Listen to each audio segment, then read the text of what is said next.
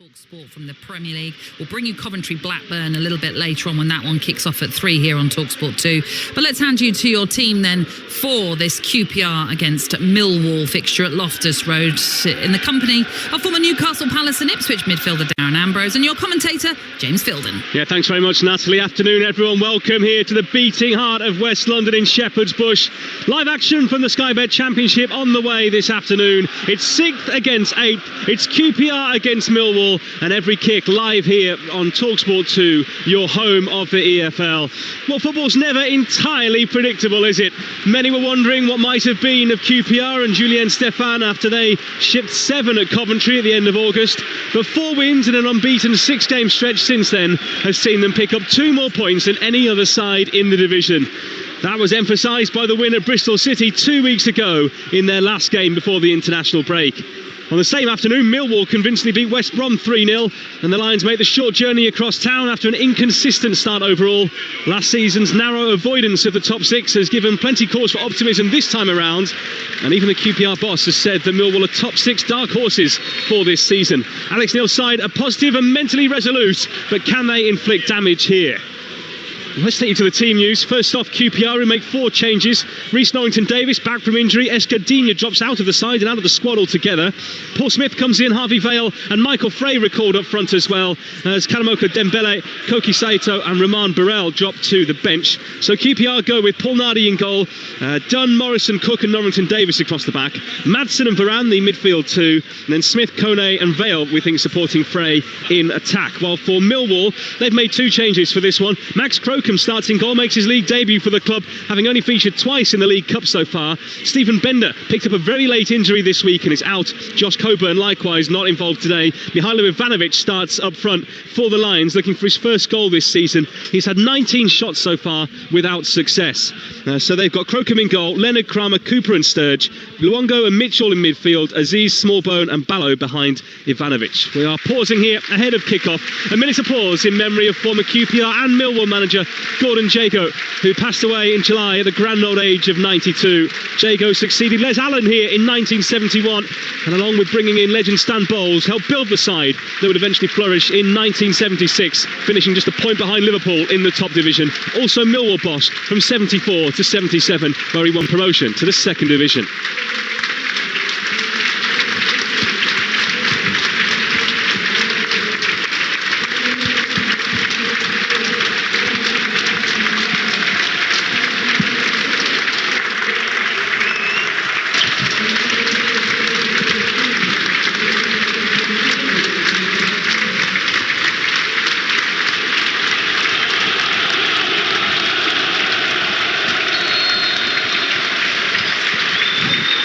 A minute's applause in memory of Gordon Jago, who sadly passed away in the summer at the age of 92. A manager of these 2 sides way back in the 70s. I'm sure he'd have enjoyed watching this one today between 2 of his old sides. A man born in Poplar, very much Millwall territory, over in southeast London. Millwall making the 10-mile journey here to Loftus Road today, looking to get themselves back-to-back wins, something Darren Ambrose they haven't managed in the league so far this season. Yeah, of course they haven't, but as you said, they'll be travelling here thinking they can. As I said to Nat earlier, both these teams will be looking for the win. Both the supporters will look on the pitch and think, right, both coming off the back of good wins, can we get another 3 points on the board? And I'm expecting a real good game, actually. So it will be QPR to get us off and underway here. Rangers, one of 7 teams unbeaten at home in the Championship so far this season. Millwall, just one of 3, still protecting an unbeaten away record. And QPR in 4 games here, Darren, have only conceded twice. Yeah, they've only conceded twice, and Millwall have not lost away yet. So again, I'm expecting a good game. Both teams going toe-to-toe, both teams taking it to one another. And I'm just hoping for quality, to be honest. A quality match. We've been there, haven't we? We've seen a lot of quality, you and I, this season as well. Well, our boos around the stadium here, Darren, I must say, because both sides, as part of the EFL anti-racism campaign, taking a knee ahead of kick-off here. Some fans clearly not in favour of it. We're off and underway. QPR launch the ball forward straight away, and it's a big header away at the back there by Jake Cooper. And QPR trying to build down the right-hand side. It's Vale trying to get onto the ball, and then Dunn coming in. The Town of play for a throw into the home side on the right wing in front of us, and it's launched into the penalty area straight away to Frey. Early shot towards goal there. What a start that would have been. Lashed towards goal there by Smith, palmed away by the goalkeeper Crocombe, forced into action straight away. What a strike! What a strike! Over the top, throw in over the top to, was it Frey? Little layoff and a lovely strike by Smith there. Good save as well in the Millwall goal, Crocombe. And as we said, didn't we, he's new to it, he's just come in the team. Can you shoot early on? He did. He come up trumps there for his team. It's no spring chicken though, Max Crocombe, 32. He was away with his national team, New Zealand in the last couple of weeks, unused substitute in their games against Norway and Poland as well. But a big ask for him to come in here this afternoon, and probably something he wasn't expecting when he was flying back from international duty either. Yeah, absolutely, and he started really well. The one thing you want as a goalkeeper, can you get an early save? And it was a great strike by Smith, and he's hit it really well. We've got a great view from it here, and it looks like it's heading in the far corner, and he got a strong hand. Not only did he save it, he got a strong hand to parry that away. Good start from Crocombe. Well, this one of 3 early kickoffs in the Championship this afternoon. Oxford against Derby and Southampton Swansea underway as well. We're here at Loftus Road though, where Vale's coming forward for QPR. Curls one into the box, but Crocombe comes and collects and can relieve some of the pressure on this Millwall back line. The away side in black today with red trim. QPR, of course, in the blue and white hoops. The referee, Adam Herchek, he's the man in the middle. And ball away here by Crocombe at the back is lashed back forward by Norrington Davies, but it goes harmlessly behind. And it's a goal kick here to Millwall. We have played 2 minutes here at Loftus Road. QPR 0, Millwall 0. QPR, who started the season without a win in 4 games. They were hammered 7-1 at Coventry back on the 23rd of August, but 3 successive wins following that game. And then 3 more games unbeaten since then. They've picked up 2 more points, Julian Stefan's side, than any other team in the division since that humbling at Coventry. Dunn here with a header away. A late call up into the Ireland squad in the international window. Wasn't expecting to be involved. And a high boot on him here has seen him win a free kick. And QPR with a dead ball just 10 yards short of the halfway line left of centre. First real chance, first real time that Millwall have got into the QPR half. It's been all QPR this opening 3 minutes. It's been a real good start, as we said, that good save from Crocombe, from Paul Smith. Brilliant save, and then a few crosses into the box, but Millwall need to get a foothold of it, and they're trying to do that now. Really lively atmosphere here at Loftus Road. Said you didn't see too many going around town earlier, Darren, but I have to tell, we'll pass the Defectors World, which is a QPR hotspot in this part of town, and there were a few milling about in there, nursing a 10 a.m. pint or two. But it is certainly not today, maybe afterwards. It is certainly rather a boisterous atmosphere here. QPR selling their contingent of just under 1,800 tickets, and there isn't a seat to be had in the rest of the stadium either.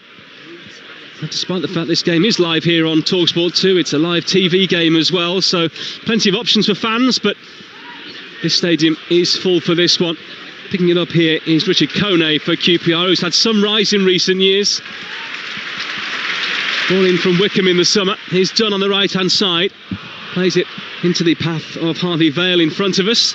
And brought away now by Billy Mitchell for Millwall into the centre circle. Looking out to the right-hand side, but really well blocked there by Smith. And now it's Kone on the right-hand side here for QPR. Frey wants it into the box first time. Kone taking it himself. Plays it to Vale on the outside in the box. Tries to cross. Blocked behind. And it's a corner to Queen's Park Rangers. The first of the game.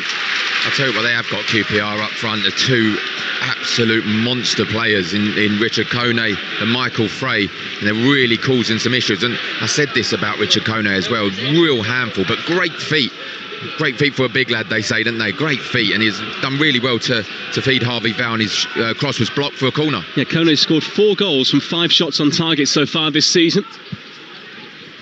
They'll try from this set piece here on the right-hand side, QPR. Vale, the former Chelsea man, bends it in, but again, Crocombe coming off his line. It was an easy catch for him. And the New Zealander looking up and looking forward straight away as to where he can dispatch. Needs to get rid of it quickly. The 8 seconds almost up there. Cooper playing alongside Kramer at the back, who used to play for QPR's West London neighbours Brentford at B-team level. It's back with Crocombe again. And now here is Kramer, who's really slotted into life in the Championship really well, which is saying something, isn't it, for someone who was playing for a B team and essentially playing under-21s football. He certainly is, yeah. And when you've got Cooper alongside you as well, full of experience, will guide you through. It doesn't seem like he needs guiding. He seems confident, he's big as well, and he's going to be a threat at set plays. But I must say, again, good start by Max Grocom. I have to say it because he's been brought into the team. As you said, probably wasn't aware he's going to be brought in. Great save, and he's taken 2 or 3 crosses already. And he looks comfortable in possession as well. Yeah, away with New Zealand in the international break, but went to Poland for one game and Oslo for the other, so hasn't done a huge amount of travelling, maybe compared to some of those QPR players who dropped out today, the likes of Saito and Burrell.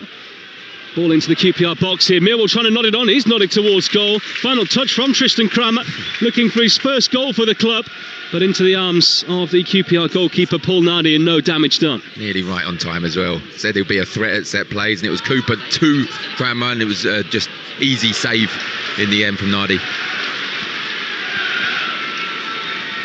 It is a goal kick here to QPR, which Nardi is going to take. Julian Stefano really stepped into the fold here at QPR and done pretty well when he replaced Marti Cifuentes at the end of June. Formerly with Rennes, their B team, the under-19s as well, and a spell at Strasbourg too. Ball forward here towards Kone. Cooper just touches it back to Crocombe. The ball bouncing slightly awkwardly in front of the goalkeeper, but side foots it away high into the sky. But it's back into the Millwall half now, headed by Zach Sturge. Breaks on the right-hand side towards Vale, who's in a bit of a tussle there with Massimo Luongo. And the referee, Adam Hertzschek, has ruled in a free kick here to QPR, wide on the right-hand side, 20-25 yards inside the Millwall half, and certainly an opportunity for Rangers to load this one into the area. There has already been a goal, Darren, in the EFL this afternoon. It's come at the Abbey. Shane Lavery scoring after just 3 minutes for Cambridge United. They're 1-0 up against Bromley in League Two. So I was just looking at the replay again. I didn't think it was a foul to start off with from Luongo on Vale, but looking at the replay, he did. He tangled with his legs. Vale done really well to get his body in between the man and the ball, and Massimo Luongo just took him out. Well, it's Vale's right-wing free kick, bends it into the area, a bit low, couldn't be touched on. Back into the area now by Smith, and a half-hit effort from the edge of the area. Might break here, but Kone, who goes down, he was lent into, and so aggressively, the referee swings his arms from side to side and says no penalty. Was that a 50-50? I'm not too sure. I'd be interested to see the replay. There was Ryan Leonard, I think. It was a lovely touch from Richard Kone to get in behind. Instead, it's Millwall that come forward down the right-hand side. Ball slotted forward, looking for the run of Tieno Ballo, the Wolfsburger loanee. But QPR able to block it off and intercept, and it's now with Vale on the right-hand side. Into Kone, who shields the ball. Touches it back to the lanky Jonathan Varane, but caught in possession. And Luongo charging forward now, the former QPR player. Touches it on. Oh, it's tipped over. What a save there. That was flying into the top corner from Smallbone, and Nardi with a fingers tip stop over the top of the bar. What a save. We've seen one down the other end, haven't we, from Crocombe. This time Nardi was heading for the top corner. Will Smallbone, great driving run from Massimo Luongo, just touches it. Will Smallbone with a lovely strike. They head into the top corner, fingertips, pushes it over the bar. What a save. That is an unbelievable save. And Smallbone cannot believe that net hasn't bulged. His right wing corner headed away at the near post easily there. And they come again down the right hand side. Smallbone blocks once and hammered away twice. QPR get it clear. Certainly not the predominant rivals for either of these two clubs, but there's a bit of spice in the air, isn't there, at the moment? Yeah, there certainly is. It's the London derby. There should be, as we said, and it's two teams expecting a win, two supporters expecting a win as well. And it's been a good start, good opening 10 minutes. Remember, live on Talksport right now, it's Nottingham Forest against Chelsea in the Premier League. Ange Postecoglou still looking for his first win with Forest, and came out fighting in his press conference again yesterday. I think he knew he'd be facing some tough questions, and gave a self-examination as to what was going on and the perception of Forest at the moment. That one live on Talksport. Went on though, didn't he? Just a bit. Here come QPR coming forward. Looked like it'd be a free kick in the middle. Advantage played by the referee. Breaks for Frey on the halfway line. Not too quick to turn though, and QPR win it back. But they've got a man down here at the moment in Luongo, and they're going to touch the ball out of play. And Leonard puts his arm up to say, "Look, I'm touching it out here because Luongo is down injured." Yeah, he's holding his knee, his right knee, as he went into a challenge, and the QPR players are saying as well, then you need to come on to the physios. He looks in a bit of trouble here, actually, Massimo Luongo. committed player, got in a challenge, and he's still rolling around in agony. Just seeing the replay of the penalty incident again, as Kone touched it on, and then, I mean, the Millwall player there, Leonard, hasn't made any attempt to play the ball, has he? By the way, as I said, what a touch. It's into Richard Kone's feet. He's dinked it with the outside of his left foot over his own head, turned round, and he's just about to volley into the goal. And I think Leonard's come in. Ryan Leonard's come in and shoulder barged him, you could say, but maybe in his back. I think that should have been a penalty. He's taken a huge risk by doing it, hasn't he? Yeah. But no penalty. The referee didn't even give himself any thinking time at all, really. Waved his arms to the side immediately to say no pen. And it's Luongo who's down here at the moment, a man who made over 150 appearances here for QPR from 2015 to 19. Quite a busy time in the club's history. Was a top player as well at Ipswich through those promotion seasons. But probably one of those players in the summer that needed to be refreshed in that Ipswich side. We were talking about it, weren't we, downstairs earlier on, about their renovations over the summer, and he came at cost there, didn't he? Of course he did, and he's back to his club that he made a name for himself, really, at Millwall. But yeah, him and Sammy Morsey in the centre of midfield were a good partnership for Ipswich. I watched them a lot. He's fully committed, and we've got a big screen in front of us that we can see, and just looking at the replay, he's trod on his ankle fray, which has twisted his knee a little bit. He looks to be a little bit in trouble. He's trod on... In fact, I think it's Luongo who's trod on Frey. Yeah. Trod on Frey, and then he's twisted his right knee. Stretcher being still called looks for. in trouble, yeah. He's coming off. He's done damage there. He tried to get up, didn't he? And then just realised how much pain he was in and went back down again. Such a shame for him. Had a great career at international level as well. Actually, talking of Ange Postecoglou, it was he that gave Luongo his debut for Australia. But it doesn't look like this game's going to end well for him at all. It's not often you see the stretcher come on these days, is it? Not like it used to, but looks like he might need it here to get off the field, and so they're going to be forced into a change. Just trying to see who they might bring on to replace him. They've got Denore and Kundal on the bench today as well. Yeah, I'm exactly like you. I'm trying to see down in the dugout to see who's coming on. I think Alex Neil's still trying to decide, but the subs board is being readied now. It looks like it's going to be Denore, doesn't it, the Belgian? The former under-21 international hasn't played since the League Cup game they had against Coventry back on the 26th of August. Back on the bench today after an injury which has kept him out for the best part of 2 months.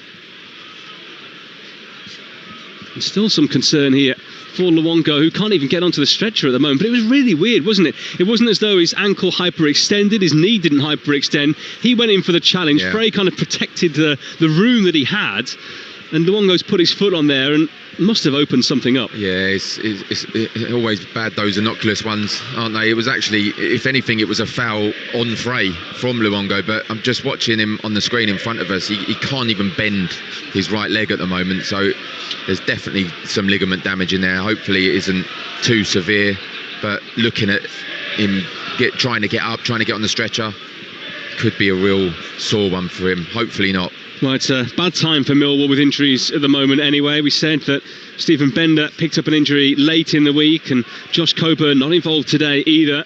And they've lost a third in the space of 2 or 3 days here now, with Luongo going off. But sportingly, almost all of this stadium up to applaud him going off here.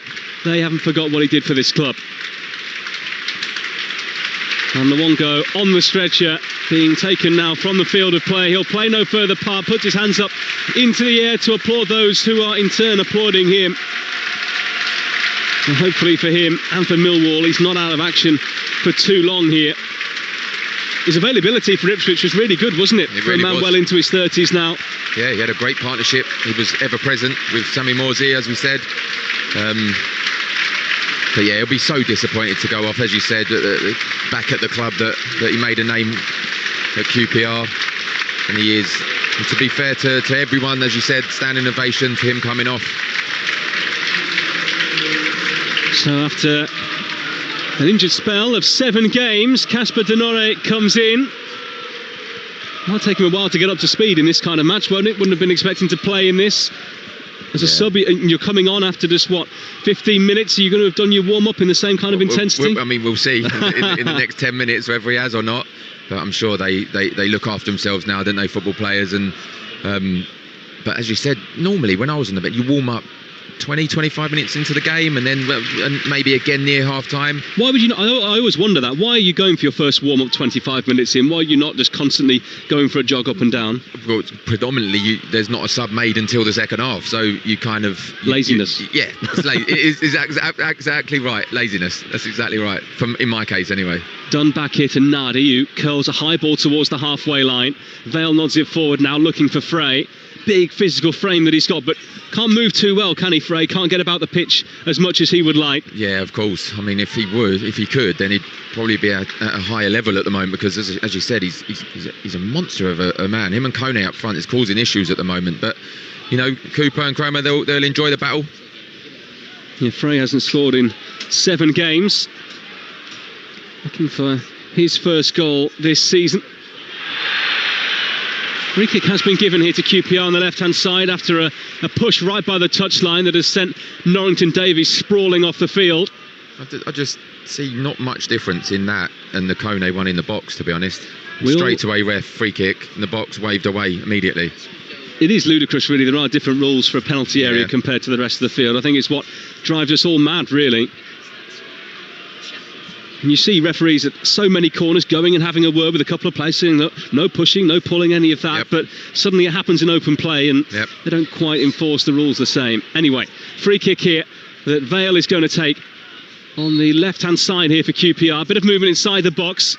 Whipped into the area now towards Frey. Dunn trying to get the flick on. Comes back to Frey. Tried to help it towards goal, but Sturge got there first. And away towards the halfway line. QPR win it back, though. It's now with Liam Morrison, who nearly loses it there, and he would have been in trouble had they won it there, Millwall, because he was well out of position. Kone trying a little step over on the right-hand side. It's touched out of play here by Smallbone. And it's a throw in here to QPR, which Kone is eventually going to leave. Plenty of the play so far inside the Millwall half, hasn't it? They had that one chance that was firmly tipped over the top by goalkeeper Nardi at the other end, but their defence coming under pressure again. Yeah, it's been a good opening 18-20 minutes for QPR. Long throw in towards Frey, who tries to get the flick on, nearly comes towards Kone at the far post. Millwall clear it with a couple of headers, and now helped out further by Leonard, who hoofs it towards halfway, and QPR could counter here now. On the left-hand side, Tieno Ballo screaming for it in the middle. Great ball across, has to be! Oh, he's missed it! Somehow Femi Aziz hasn't got it right. Flag up for offside anyway. But then a glaring chance there for Millwall, and a worrying sign for QPR. They were nearly caught out. That's great play. It's great play from Millwall. It was offside. I thought that immediately. Tieno Ballo with a lovely pass of defence, round the defence. Yeah, I'm just looking at it. It's close, by the way. It's very, very close. But he made a hash of it anyway in the box. Went to hit it with his right foot, hit it against his left foot. That's good play, actually. Real good play. Mihailo Ivanovic holding it up. Kasper Norrie's just come on with a lovely ball to Tieno Ballo down the left-hand side. And it's a great crossfield pass. But yeah, he got it all wrong in the box. Nardi playing it forward. Frey on towards Kone. One more to Smith. Edge of the area here. Paul Smith shoots. He's hit the bar. And it flies over the top for a goal kick. Well, both sides have come close now. It's Millwall's turn this time. And Smith, who just moved into a nice position on the left-hand side, took it early, and it nearly came up trumps for him. It's them two again causing problems. Is it Frey and Kone? You know what? I thought it straight away. Max Crocombe let that go. He dipped his hand. He must have been so confident that that wasn't going to go in, and it just clipped off the top of the bar. And he had a little glance behind him, didn't he? A worried glance that he made the error, but no, good judgment. So it's a goal kick here now to Millwall, which Crocombe takes. Both goalkeepers stand-ins at the moment, really. Joe Walsh out for QPR at the moment with a fractured wrist, so it's Paul Nardi who has the gloves and has started the last 6 games now, including this one here today. Big header forward here at the back by Cook. Frey to the left-hand side. Smith. Twisting, turning, trying to get the better here of Mitchell. Nearly gets to the line, puts in the ball here towards Kone, takes it on the chest, has to turn. Frey edge of the area, comes back here to Varane. Urged to shoot, goes out to the right-hand side into Vale, curls one in. Kramer with an easy header away under no pressure at all. Big header back forward again by Varane, but it will go behind for a goal kick. And it remains QPR 0, Millwall 0 here on Talksport 2. We have played 20 minutes here at Loftus Road. Just to remind you of what we've got coming up for you next week. Talksport Breakfast is back from 6 a.m. on Monday, looking back on all the weekend's action with Jeff Stelling and Ali McCoist. Or if you prefer waking up to tunes instead, Chris Evans is on Virgin every weekday morning from 6:30. The Talksport app is your one-stop shop for all your stations, so you can happily swipe between them to suit your requirements. Download it from your favourite app store now. And don't forget the new Talksport Daily podcast discussing and dissecting the biggest topics of the day with some of your favourite presenters and pundits. Download it today from your favourite app store. Well, we're almost halfway through the first half already. It is QPR 0, Millwall 0, but it's been a really open affair and played at a good tempo as well. Yeah, it really has some quality as well. Both sides going forward. It's been predominantly QPR on top. The Millwall have had their chances, haven't they? Small bone with the chance, and the one just there when the flashed across the box by Ballo to Femi Aziz. But it's been predominantly QPR on top in this match, but they need to make it pay. They need to make them pay. They need to get a goal. Slipped by Mitchell in the middle. Vale doesn't quite have the pace down the right as Smith does down the left. Millwall have it back. Crocombe with a long searching ball forward, but maybe forgetting that Loftus Road isn't quite as long as it is at the Den. One of the few pitches in the Championship that doesn't quite meet FIFA standard dimensions. Here's Varane. Oh, nearly a short ball back there, and Ivanovic was on the prowl. High towards Kone. Varane to the left-hand side now, and back by Norrington Davies into Cook. An experienced head in the middle of that back line at the age of 34 now. Dunn plays it forward, and Millwall can't get near QPR at the moment. It was slowly building. Pumped on by Madsen. Kone turns. Smith coming forward again. Vale ahead of him to the right into Kone. Quick one in towards Vale. Frey trying to get involved, but again, not looking too good with his feet. And Millwall able to get it away, but only towards halfway. Norrington Davies picks it up now, the man on loan from Sheffield United. Back with Cook. And QPR have failed to win in their first 3 games, unbeaten in their last 6, their longest unbeaten run since December last year when they went 7 without a defeat. Ball loop forward here into Kone, sits up nicely as he hits it. Oh, and wasn't quite a volley as it bounced a couple of times. Had to watch it over his head there. But as it came to him in the end, you thought he'd just lash it across goal, but it didn't connect at all well, and somehow feebly goes wide of the near post. Yeah, it was the wrong option, I think, and Michael Frey's letting him know that in the box. I mean, he was marked in the box. He's saying he was unmarked, but there was a man around Michael Frey, but he decided to hit it on the volley. Richard Kone didn't, and just got it all wrong. Kind of hit the floor just before he connected with the ball.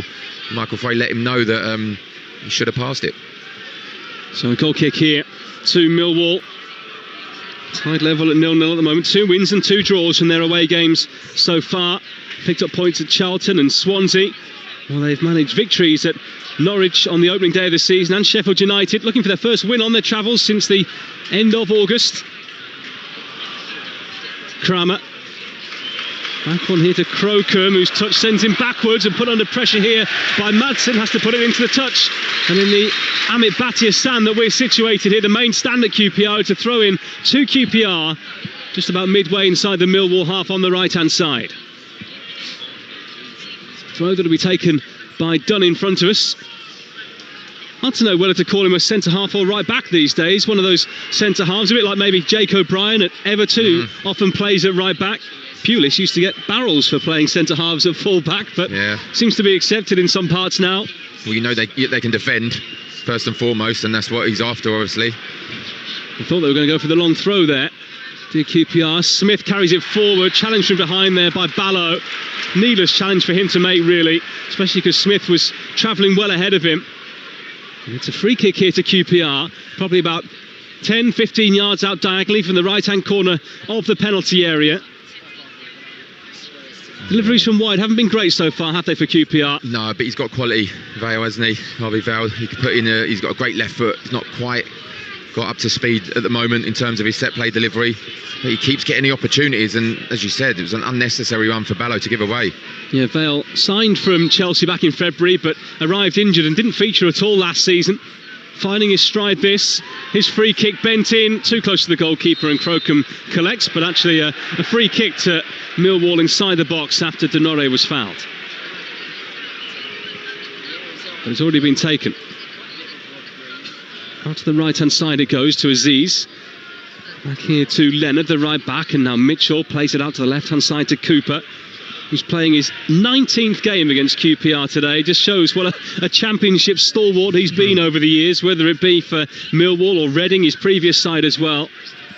He and Kramer, two absolute giants at the back for the Lions.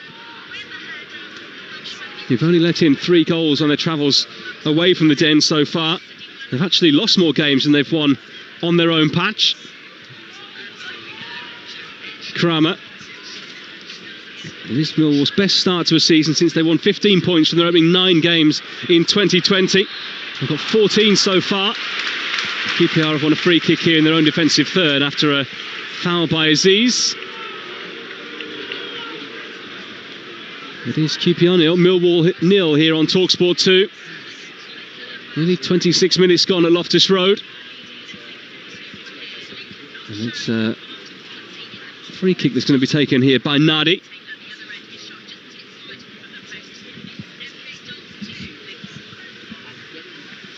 So a long ball played forward here by the goalkeeper over the halfway line. Kramer trying to nod it back, does get a head into the air. Ball back forward again. Helped forward by Varane. Bit of a rough and tumble on halfway between Cook there and Ivanovic, and the referee's actually given Millwall a free kick here, much to the amusement of the travelling fans, because I think they feel that they've had a little bit of rough justice from the referee so far. Ivanovic did so well last season, didn't he? 12 goals in his debut season, having joined from Vojvodina in Serbia. Actually made his debut against QPR here in this fixture last season. He's been away with the Serbia under-21s in the international window and played against Romania.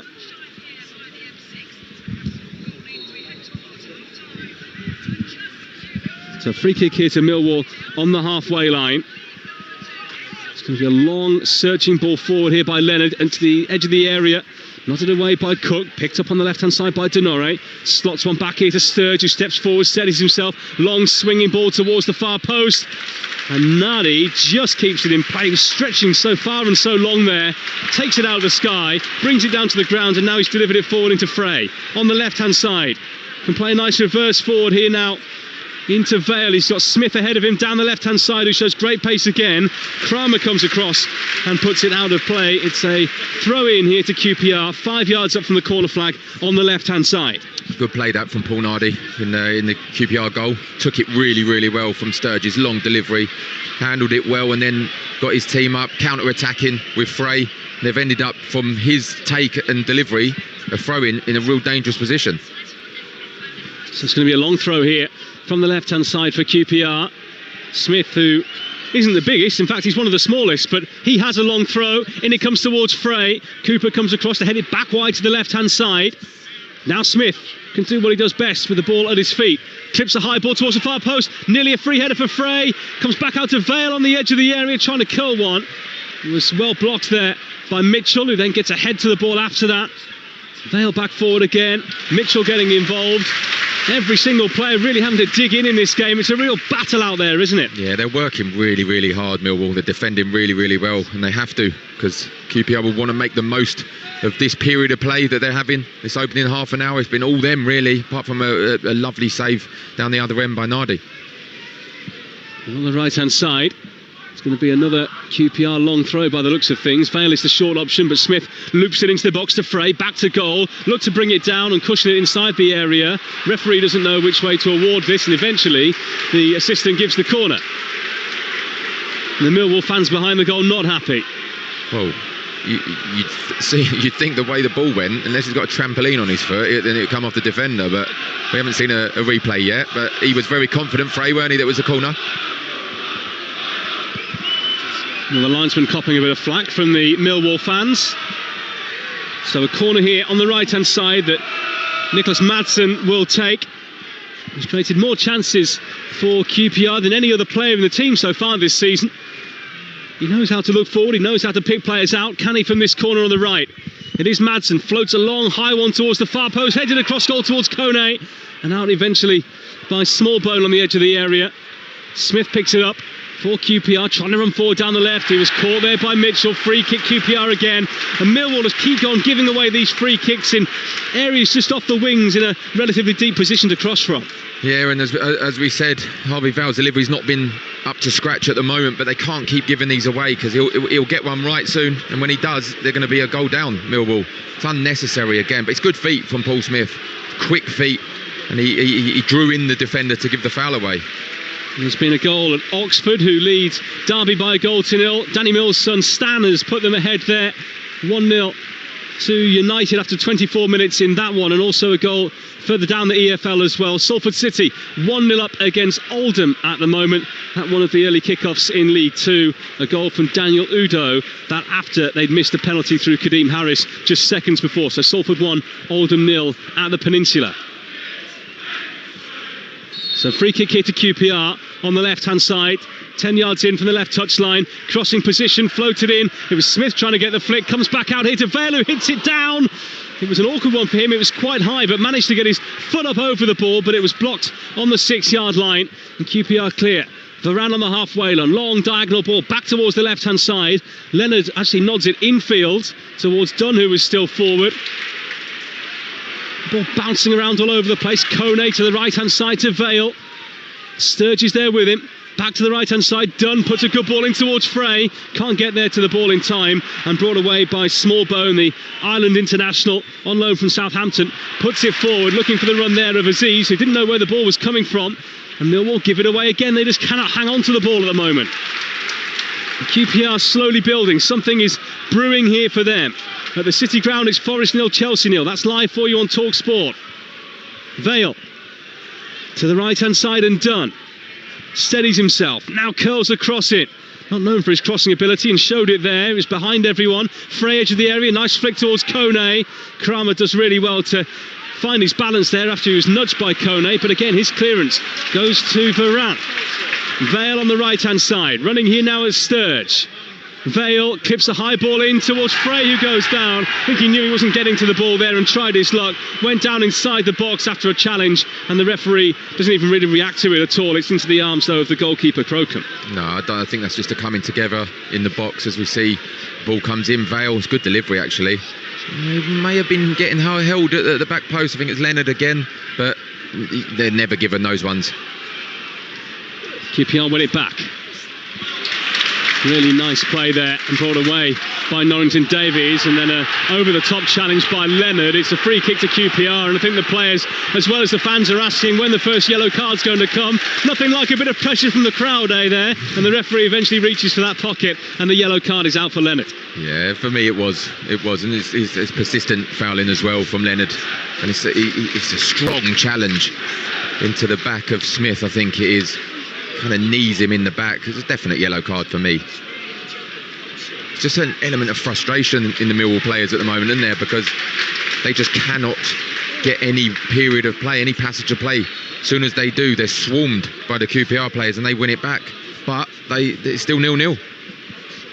It's QPR free kick. Touch short by Madsen. Cook into Morrison. Morrison again, the former Bayern Munich man, plays a low ball towards the halfway line, and Kone. Cooper beat him to it. Then Dunn comes in. He was caught late by Sturge.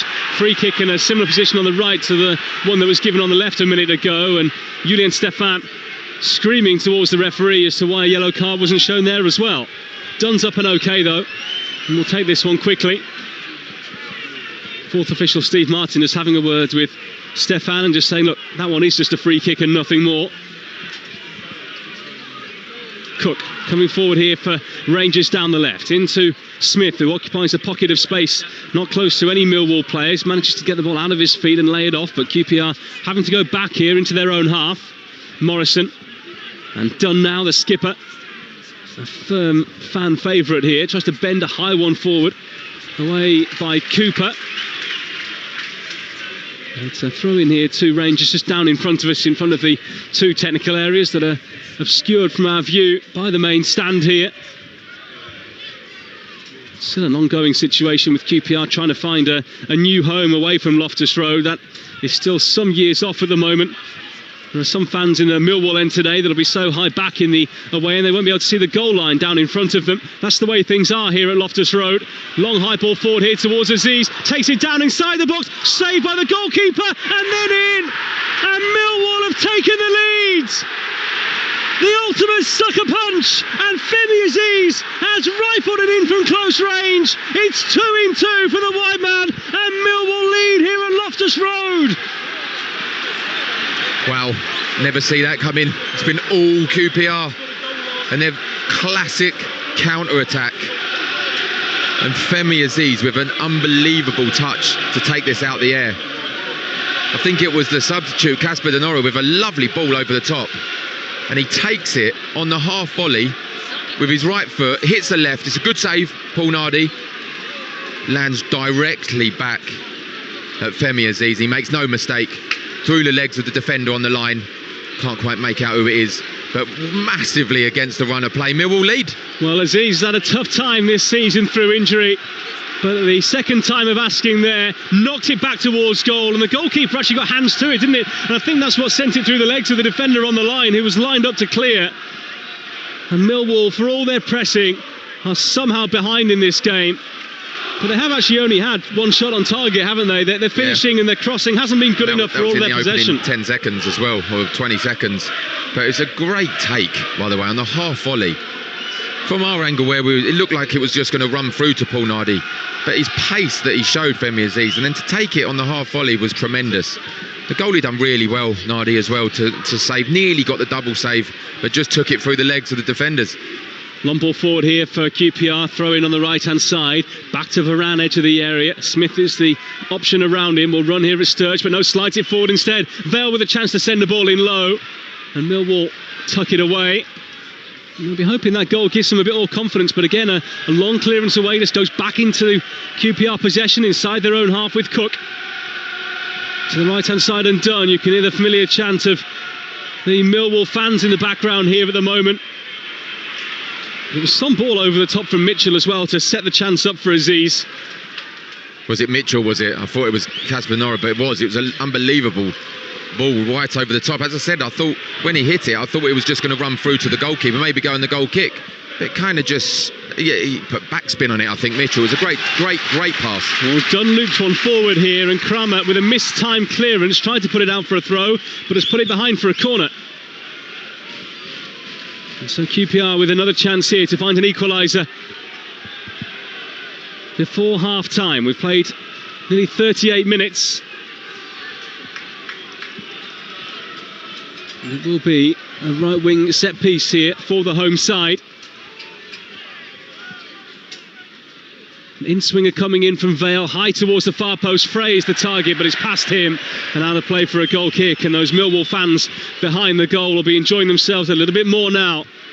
And they just need to compose themselves as a team, don't they? Because it was just a hopeful long ball forward that did it for them. Yeah, they need to QPR need to just go back to how they've been playing. Just watching the replay on the screen in front of us, and you're absolutely right. He almost gets the double save, which took it through, I think it's Steve Cook on the line, took it through his legs. It was so unlucky from Paul Nardi in the QPR goal. But now Millwall's got something to defend. They've been defending really, really well. And now they've got a lead to defend. As I said earlier, they've only conceded 3 goals in their travels so far. And there's another yellow card out here, this time for Cooper, after a foul on Kone. They've just got to keep their discipline here, Millwall. QPR do have some quick players, don't they? And Millwall just getting stuck into them a bit here, and they can't rack up too many more yellow cards. And the Cooper, the captain, goes into the book here, along now with Leonard. No, you don't want too many, especially with the battle that they're going to have all afternoon with Frey and Kone. The last thing Cooper wants was a yellow card. So a free kick here for QPR on the right hand side that'll be taken by Madsen. Can they get the delivery right this time? They haven't so far. They've really struggled to find decent quality with balls in towards Frey at the near post, and again it's a poor cross which Millwall clear through Mitchell. And now they'll try and counter as well, because racing forward is Tieno Ballo.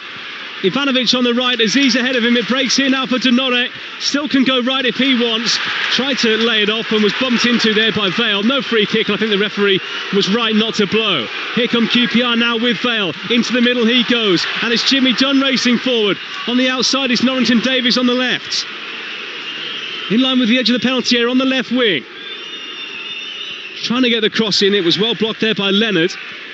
Norrington Davies back, Varane. Can play it square here to Smith, or miss him out and play Madsen, but actually goes to the left-hand side instead. The ball forward in towards Kone was really poor this time. Aziz clears, but only swings it out to the QPR attacking right, and Dunn brings it forward. He goes down, but actually goes out off him, and the assistant in front of us has given a throw-in to Millwall.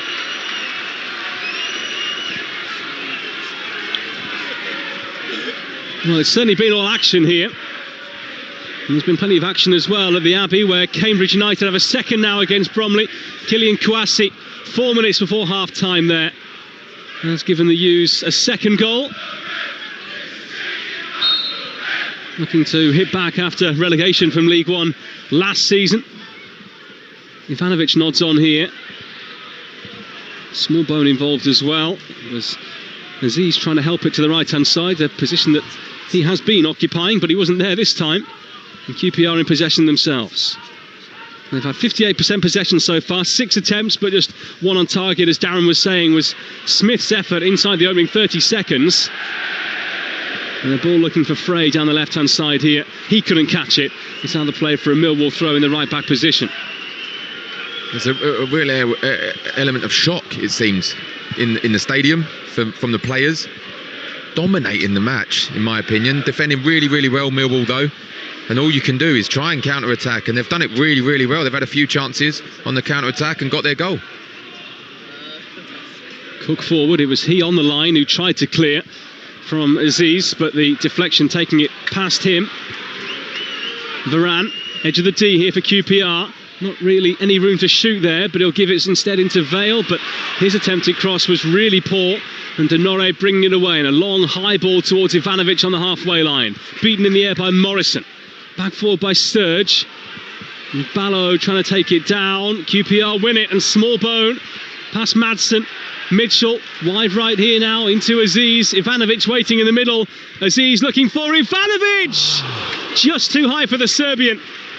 And had he got there, you'd have probably backed him to make it 2-0. He was trying to get right over the top of it, and he was no more than 4 yards from goal. Oh, it's so close. You know what? I think he thinks the goalie's going to come and punch it. I'm not sure if he's pulled out the challenge or not. I want to see this again. As I see it, might be being harsh. It's maybe just half a yard too high. But look there, but it was a lovely delivery as well. And once again, the counter-attack is causing QPR problems. Varane back towards the edge of his own penalty area here, and Morrison.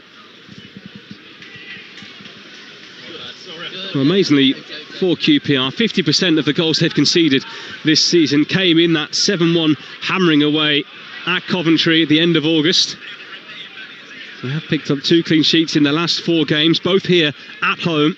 That's the first goal they've conceded here since Charlton scored at the end of August. One ball forward here by Crocombe, who settled into life in between the sticks for Millwall in a league game pretty seamlessly so far, and a ball that Norrington Davies should have kept in on the left-hand side for QPR has fallen beneath his foot and gone out of play. It's a throw in here to Millwall. They're in no rush to take it here on the right-hand side. Just to tell you about the live games we've got coming up for you on the Talksport network over the next coming days. We have got Coventry against Blackburn live for you from 3 o'clock today in Danter and Perry Groves with you live for that one. Then a late offering tonight as well from the King Power as Leicester take on Portsmouth. Joe Shannon and former Leicester wide man Mark Albrighton, your commentators for that one. Monday Night Football from London Stadium. It's going to be an interesting one as well, with West Ham fans making a protest ahead of their game against Brentford. 8 o'clock start for that one with Sam Matterface and former England midfielder Danny Murphy. And then it's Champions League this coming week as well. We've got Newcastle, Benfica and Villarreal, Manchester City on Tuesday, Frankfurt, Liverpool and Monaco, Tottenham on Wednesday. Thursday, it's Go Ahead Eagles against the Villa and Forest against Porto and Crystal Palace against Larnaca as well. We've got 3 games for you from the UEFA competitions on Thursday. And Darren, you're going to be at Selhurst Park for that one as well. Yeah, it'll be a great occasion. First official competitive European game for Crystal Palace at Selhurst. Under the lights, be absolutely rocking. It's been rocking here as well for this all-London affair, separated by just 10 miles, these two teams. And Millwall in possession. Things have just settled down in the last 5 minutes or so, haven't they? And we move into added time, of which there is going to be 4 minutes at the end of this first half. There was that long stoppage, wasn't there, because of the injury to Massimo Luongo. They seem quite comfortable, Millwall, in defending this lead now. As comfortable as they've been, really, in the half. They haven't had any kind of sustained possession like this at all. And QPR is sitting off them. Kramer. Leonard, inside his own half, takes a touch on the ball and then plays it back square to Tristan Kramer. And Cooper to the left-hand side, and the away fans giving it the olays already. They've not even played a half yet, but they're 1-0 up here through Femi Aziz, and it's a long ball towards him again on the right-hand side. Takes it down, nice touch, and a run beyond him from Smallbone, just a bit too heavy into his path, and through it goes to Nadi, the goalkeeper. I think that's half a chance, you know. If he gets that right, Femi Aziz, Smallbone is on his own, and he's coming in right at the angle. He'd have a free shot. We see out already what his strike's like from the edge of the box, but he'd have had a free shot at goal. He just got that wrong, Femi Aziz. Ball back here to Cook, the QPR defender, inside his own penalty area. Nice touch out and a nonchalantly played long diagonal ball to the right-hand side to Dunn, who carries it forward quite confidently. Vale, edge of the area, back towards Dunn. He leaves it inside the box towards Frey. Nearly comes to Kone. Still Kone, back to goal, edge of the D. Goes out to the right-hand side. Vale, onto his favoured left side, into the box it goes. Another delivery lacking quality. Knotted away by Smallbone, but Varane is there to try and recycle it. Norrington Davies, the left back on the left-hand side, back to Varane again. Long, high, searching ball towards the far side, and Vale wins the ball in the air. But the second ball on there by Ballo, who nods it out of the box. And QPR again trying to finish this half strongly. We're nearly 2 minutes into the 4 added on at the end of the first period. Cook on the halfway line, back out to the right now, and it's Madsen who's dropped into the right back position, the Danish midfielder. Morrison. Varane, back to Morrison again. I wouldn't say the home fans are getting restless here, but I think getting frustrated about how they've managed to find themselves behind in this game after so much pressure. Vale, ball towards Kone was lacking the preciseness that it needed there. Racing out from the back was Aziz, but he couldn't win it for Millwall. And it's QPR who come down the left here with Norrington Davies. 5 in the box here for the home side. And nodded away by Kramer. Smallbone looking for that right channel ball and loops it high into the air, and Ivanovic takes it on the chest. Claims of handball against him. And Morrison screaming at the assistant over there. And Morrison has to put it into the stand, and Ivanovic doing really well there for his side and brings them 40 yards up the field. Yeah, I think he took it really well, actually. Ivanovic looked his outstretched arm. They complained, but no, for me it was his chest. And again, they cause problem when they counter-attack, don't they, Millwall? Lovely ball from Femi Aziz round the defenders, and now it's a long throw-in. It's probably going to be the last chance of the game, the half, sorry. Well, those with the hospitality lanyards on, pouring out of the stand in front of us here to go and get some half-time nourishment. Ball into the box here, and Millwall have a second! It's Ivanovic wheeling away in celebration. A goal long in the making for him. The 20th attempt on goal he's had this season, and finally he's found the net. And Millwall in a real position of strength here at Loftus Road at half-time. QPR do not know what's hit them. It's QPR 0, Millwall 2. Ivanovic right on the stroke of half-time. Incredible, isn't it? For opening 35 minutes, all QPR since the goal. Millwall have really taken over, and Femi Aziz plays the delivery in. It's flicked on, and Paul Nardi's face he's questioning his defenders. Where are you? He's turning round. Where are you? He comes off. I think he's off the back of Steve Cook, Ivanovic, and just nods it in to an empty net. and it's the last chance of the half, and they've made it count. And it's that familiar celebration we used to see down the road here at Fulham with Aleksandar Mitrovic. It's Ivanovic who runs off in celebration, cupping his ear. And Julian Stefan is now wondering how his QPR side are going to get back into this one. It's going to have to be a massive second half for them. QPR have hit them twice and they're coming for a third before the half is out as well. Small bone in the area down the left-hand side. He tries to cross, blocked out by Morrison, and that is half-time. QPR 0, Millwall 2. A first half dominated by the home side, but it just goes to show, Darren Ambrose, if you can take your chances when they come, you're in business. And it's a mountain to climb now for QPR at half-time. It really is. As we said, 35 minutes, it was all them. They were dominated, they were in control. They couldn't get the goal that they probably deserved. And now it's been all Millwall since the opener. And they find themselves at a 2-0 lead. And they've got something to defend, and they've defended really, really well in the first half. 2 goals in the final 10 minutes of the first half. Smith had hit the bar previously for QPR, bouncing off the woodwork in behind. But then Aziz, who took a ball down, high ball over the top by Mitchell really well. First attempt really well blocked by Nardi. Second attempt managed to meg the player on the line. And then Ivanovic there, a scrappy goal it might have been from a QPR point of view, but he was just able to stoop down a couple of yards out and nod beyond Nardi. And now QPR have it all to do in the second half as Millwall, for the first time this season, head towards back-to-back wins. That unbeaten record severely under threat now though for the home side, because the half-time score here at Loftus Road is QPR 0, Millwall 2. James, thank you very much. And it is a big halftime score for the visitors because it moves them up to third in the table. I know there are a whole host of games still to come over this weekend, but as I say, a big first half from Millwall as they lead by 2-0. Let's get the first half thoughts then from Darren Ambrose, who was alongside James Fielden. And Darren, you know, you've been talking throughout the game about the great counter-attack from Millwall, and that's certainly what led to their opening goal in that game. That's something that Alex Neil is going to be really pleased about. Absolutely. I mean, they had a couple, didn't they, before that, where Will Smallbone off Luongo when he drove through the defenders and he hit a lovely shot. It was a good save by Nardi. Then the one from it was Tierno Ballo, lovely ball, and Femi Aziz was offside. So they threatened it once or twice. I didn't see this coming, to be honest. Now, in the opening half an hour, it was just a matter of time of when QPR were going to score, but they didn't score. They only had that one on target, didn't they, in the opening 30 seconds? Yeah. And then it was a lovely pass. Billy Mitchell right over the top. Femi Aziz showed great pace, and the take on the half volley was brilliant. You have to feel for poor Nardi because he almost got the double save. The first one was a good save from the left foot of Femi Aziz, and then the second one, he just went through his fingers, which put it through Steve Cook's legs on the line.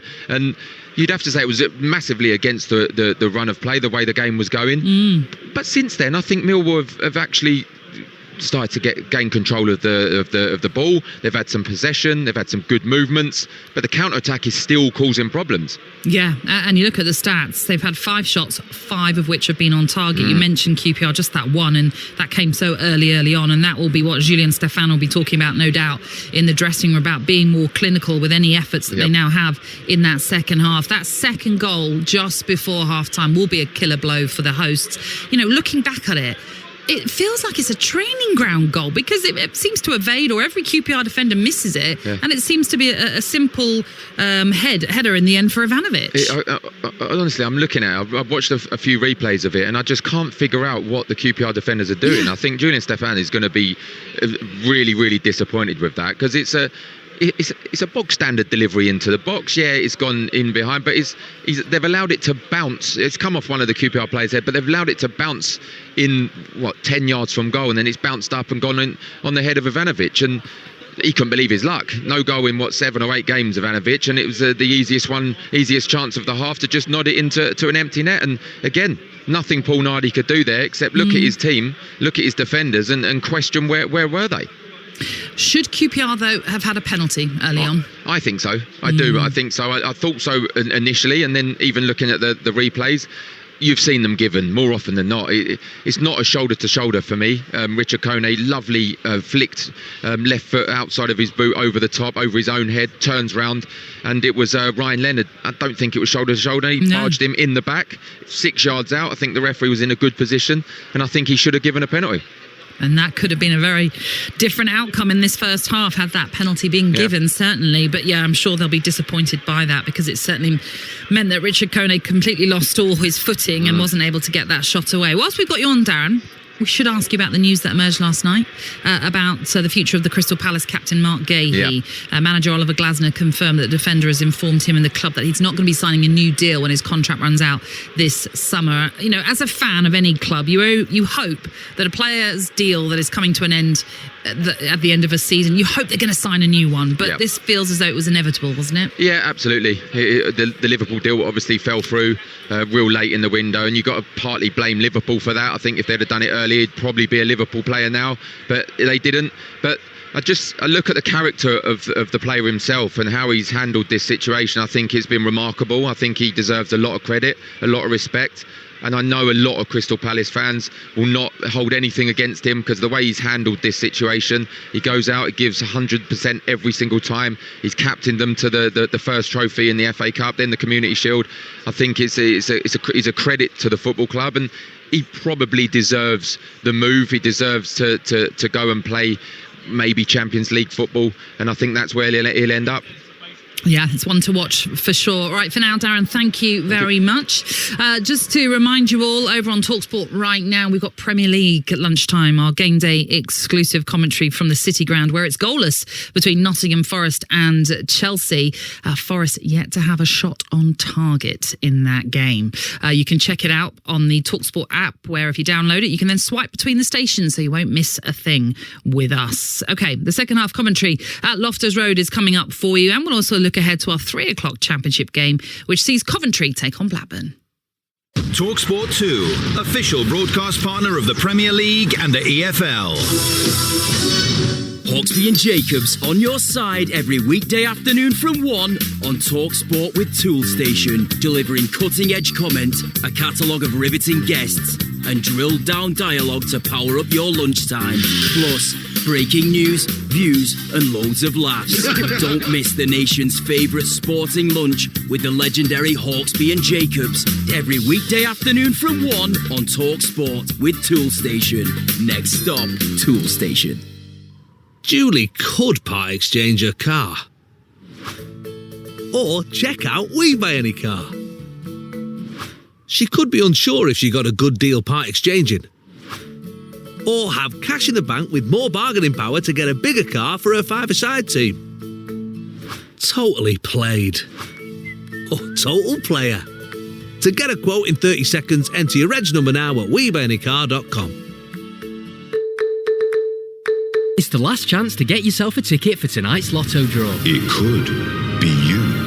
Lotto from the National Lottery. Rules and procedures apply. Players must be 18 or over. Introducing the redesigned Dell PC with the Intel Core Ultra processor. It helps you handle a lot, even when your holiday to-do lists get to be a lot. Like organising your holiday shopping and responding to holiday requests and customer questions and customers requesting custom things, plus planning the perfect holiday dinner for vegans, vegetarians, pescatarians and Uncle Mike's carnivore diet. Whoa. Luckily, the Dell PC helps you handle a lot. And with impressive battery life, you can do it all faster to get it all done. That's the power of a Dell PC with Intel inside. Get yours at dell.co.uk/holiday. Hi guys, it's Reece and Paul from Fat Lads Competitions. That's fat with a PH, son. Every single week we give away cash, cars, luxury watches and tech for as little as 5p a ticket. Here at Fat Lads, that's fat with a PH. With weekly free competitions that you can enter for absolutely nothing. And we've given away over £3 million in prizes and have over 3,500 5-star Trustpilot reviews. So go to fatlads.com today. That's fat with a PH. Or download the Fat Lads Competitions app. That's fat with a PH. Are you happy now, Dad?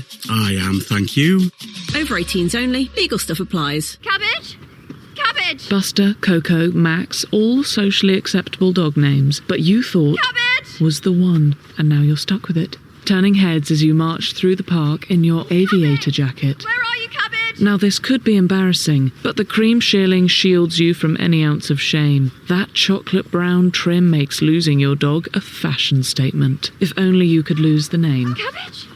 Oh, Cabbage. Cabbage. Whatever happens, style it out. F&F. If I get my kid a phone, I'll be able to keep in touch with them all the time. He'll be on it all the time. Could walk to school by himself. She could see something she shouldn't. He could chat with grandma. Friends, trolls. They can access anything on the internet. They can access anything on the internet. So, should I give my kid a phone? Growing up with phones isn't always easy. Introducing EE Safer SIMs. SIMs that help moderate usage and shield harmful content on any smartphone. Choose EE Safer SIMs. Only on the UK's best network. To verify best network, see ee.co.uk/claims. After a magical visit to the Kingdom of Caring, there's been a spooky mashup in Happy Meal, and the Care Bears are all jumbled up. Join the Care Bears on their most spellbinding adventure yet. Some fun, some food, it's all inside this Happy Meal. Until 4th of November, from 11 a.m. Includes one pre-selected book or toy, while stocks last. Subject to availability, fair ordering policy applies. The sports machine turns you on to the power of live football. He fires it at beauty. EFL Live on Talksport 2. Good work here from Ellis Sims, still going in the box. Ellis Sims to try and finish from close range. And then Victor Torp does it with his left foot from the edge of the 6-yard area. And it's 3 for Coventry City. He's got support with him. Cross comes in, a big chance, and there's your goal for Ellis Sims. Taps it in inside the 6-yard box. There is no doubt about it now. Tried to guide it down for Hedges on the volley. Canwell on the volley, what a goal!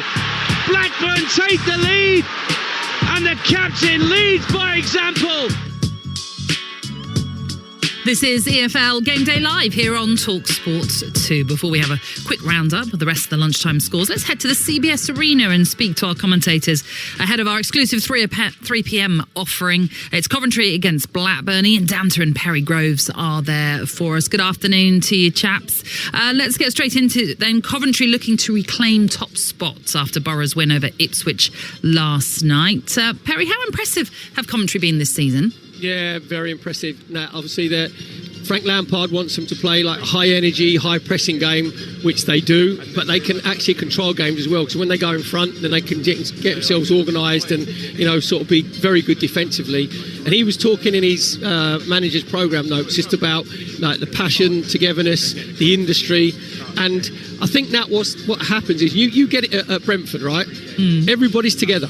Everybody is as one, where it hasn't been like that at Coventry before, because Dance was saying beforehand they own the stadium now, you know, so even when they was renting it, you still don't think like you belong there, you know, your future's not in your hands, where I think it's a bit of synergy now between the club, between Frank Lampard, between the owners, between the fans, and they're all as one. And it will be rocking here today. And they just played Got to Get Through This by Daniel Bedingfield over the system here. And that's what Valérien Ismaël, the Blackburn manager, he will be thinking, I just got to get through the first half hour and then we'll be all right. Oh, harsh. I'm here all week. I mean, Mark Robins, we have to obviously say massive credit to the job that he did at Coventry, but they had hit perhaps a little bit of a wall and needed a new direction, hence why Frank Lampard came in last season. And there is a lot, Ian, to like about this team currently. They're the leading scorers in the league and also have one of the best defences as well. When you look at so many of the metrics, Coventry are top. Shots on target, touches in opposition box, goals scored. They're right up there in terms of goals conceded. Only Stoke have conceded fewer. But I was saying this downstairs when we were sat in the press room. As well as all that, you can look at all the stats you want, but you have to get a feel for the game and actually watch a team in action and see why it is that they are top of so many of these metrics. And these players understand their role so well. There's a great balance and blend. I think, Natalie, that Frank knew exactly what he was inheriting when he took over from Mark Robins last November. Yes, they were 17th, but I always felt that was a false position that Coventry were in. The squad was too good and too varied to be 17th really in that division. And, well, look, 2 points average towards the end of last season got them into the playoffs. And there's so much to admire right the way throughout this team about the way Coventry go about their business. So it's really rosy at Coventry, very different at Blackburn, unfortunately. They are struggling just 1 point above the relegation zone. They've had a high turnover of their playing squad over this summer. So is that the main reason, Perry, as to why you think it's been a tricky start for them? It's been tricky. Now, if you look through their results, they've been competitive. I think they've only had one sort of beating, that was 3-0 away at Charlton, and they were only 1-0 down after 75 minutes there. So they've been competitive in all the games, but it's just in both boxes. They sort of lose concentration defensively. They've only scored 7 goals in the Championship this season. Sheffield United are the only team that scored fewer than them. So, and they're better away from home. You know, I saw them up at West Brom first game of the season, and they were very solid, difficult to break down, but they just lacked a bit of creativity. So we know we're going to get a proper Championship game here this afternoon. Yeah, we look forward to it. We'll let you settle in and we'll chat to you a little bit later on as we build up to it. But for now, Ian and Perry, thank you very much. It is 2-0 that Millwall lead at QPR in our first of 2 live Championship fixtures coming your way here on Talksport 2. Let's take you back to Loftus Road because the teams are making their way out for the second half. So let's hand you back to your commentators, James Filden and Darren Ambrose. Yeah, thanks, Natalie. As you say, both sides sprinting out onto the pitch in front of us here ahead of a massive second half. And the second half, Darren Ambrose, that probably would have looked a little bit different had Millwall not got that second right on the stroke of half time. Yeah, of course, he'll be really, really disappointed with that. Julian Stephan. It was just I watched the replay again, and they allowed it to bounce 10 yards out of the goal near the penalty spot. And then it ended up on Ivanovic's head, and it was an easy finish. It was probably the easiest goal he's going to score in his career, to be honest. It's a mountain to climb, but it's always a difficult one, because if QPR get an early goal in this second half, they're on the ascendancy. The stadium will lift. So I think it's, for Millwall, you don't concede in the first 10-15 minutes, and then you can see out the game. Well, no changes at half time for either side. QPR have certainly got to get that quality into the box better, haven't they? Because you can see one of their tactics today is let's try and deliver from all angles, but almost everyone who's tried has failed. Yeah, it's been poor set plays as well. Harvey Val, I think Maatsen took one as well. Maatsen, and it's not been great delivery, and I think that's what something Julian Stephan will say as well in the change room. Make those moments count, the corners and free kicks. Alex Neil already screaming towards the referee here after a free kick was given against his side. The teams have swapped around. Millwall kicking towards the school end in this second half, where their 1,700 fans are high up in the top tier. Millwall attacking the Loftus Road stand in this second half. It's going to be a long ball forward here by goalkeeper Nadi. Long towards Frey, who tries to get the flick, but it goes backwards. Maatsen back forward again. And then Leonard hammers it back forward, and the goalkeeper, well, just had to readjust there, Nadi, because it looked like it was going to be one of those viral videos. It bounces over his head and into the net. I tell you what, he panicked a little bit. When I looked at it and I thought, I tell you what, if that bounces heavy, that's going in. And he had a little grin on his face, didn't he, when he caught it? There has been a goal at the City Ground early in the second half. Live on Talksport, it's Nottingham Forest 0, Chelsea 1, and the England under-21 international Josh Champong has put Chelsea ahead there in the East Midlands. So Chelsea 1 up against Forest. The game live in full over on Talksport. Here on Talksport 2, we're in the EFL Championship this lunchtime. It is QPR 0, Millwall 2, and we've played just 3 minutes in the second half so far. Millwall going back here, forward by Cooper towards the halfway line, breaks for Smallbone, and Ivanovic plays it quickly, didn't quite go through Norrington Davis for the run there of Aziz. Instead it goes back to the goalkeeper Nadi, who clears under pressure, this time from Smallbone. Kone to the right hand side, Paul looking for Frey down the right. Is he going to reach it? I'm saying no, and over the dead ball line it goes. It's a goal kick here to Millwall. Yeah, it's poor play all round that, actually, apart from Kone. Held it up really well, found Harvey Val, and I don't know what he was trying. He could have just slipped it into his feet, Michael Frey up front, but he tried to play him down wide and just overhit his pass, and you called it perfectly, James. He weren't catching that. Is he running in treacle? Is he running in golden syrup? What is he running in? Quicksand? Something that's not working for him. And Chelsea have actually got a second goal now. They've doubled their lead just a couple of minutes after adding the first. So problems for Ange Postecoglou. It is Chelsea 2, Forest 0 at the City Ground. Ball down the left-hand side here for Ballo. The Austrian steadies himself. Back here to Mitchell, edge of the QPR penalty area. Mitchell down the left-hand side. Back to him again. Millwall in no rush here at the moment. It's Pedro Neto who's got the second goal for Enzo Maresca's side. That's a tough one for Postecoglou today, isn't it? Because, of course, all the talk about him, but Chelsea, again, they wouldn't really expect to win anyway, you wouldn't imagine. Yeah, it's been a tough start for him, innit? Eight games now, no wins. Aziz on the right here for Millwall. Back to Denore, who came on in the first half for the injured Luongo. Aziz again, down the right. A couple of step overs, gets the ball out of his feet, but puts it straight behind for a goal kick. Disappointing end to a promising move there for Millwall. Millwall side that are unbeaten in their first 4 away games of a league season for the first time since 2015 when they were in League One. They weren't defeated until game 6 that season. Well, it looks like at the moment Alex Neil is going to make it 5 unbeaten away at the start of the season. And they've got Oxford, who are third bottom at the moment in their next game away from the Den. They've got back-to-back games on their own patch coming up against Stoke and Leicester, who've started the season well. QPR thought they should have got a free kick there, and then Smith goes flying into his man after the ball had gone, purely out of frustration. Referee didn't see it was on the blind side of him, but that was naughty from the QPR wide man. Yeah, I think he could have been in trouble if the ref see that. I was looking at the ref at the time. He was facing the other direction. The assistant referee down the near side, he didn't see it either. He was obviously watching the line.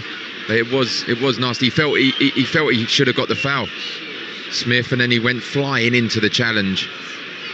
I can't believe that none of the officials have seen that. Yeah, he certainly leant in.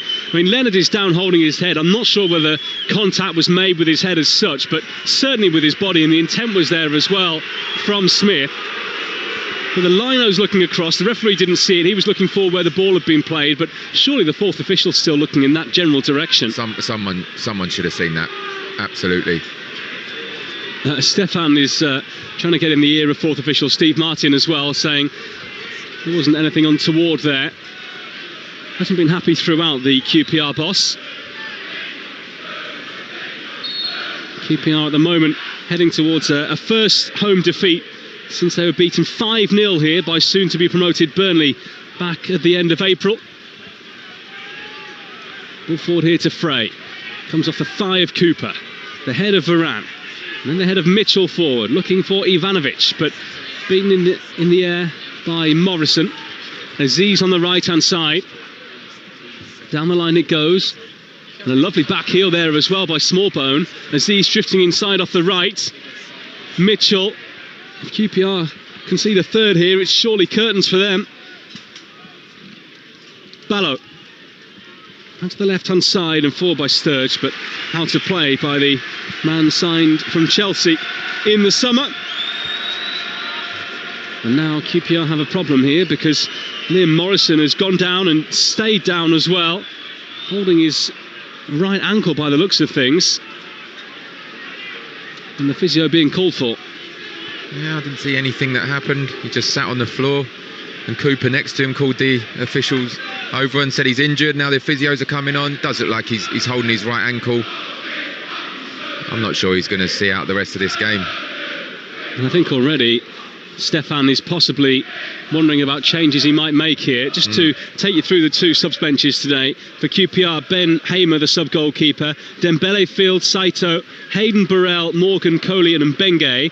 While for Millwall, Joel Coleman is their sub-goalkeeper today because of the injury, as mentioned before, to Bender.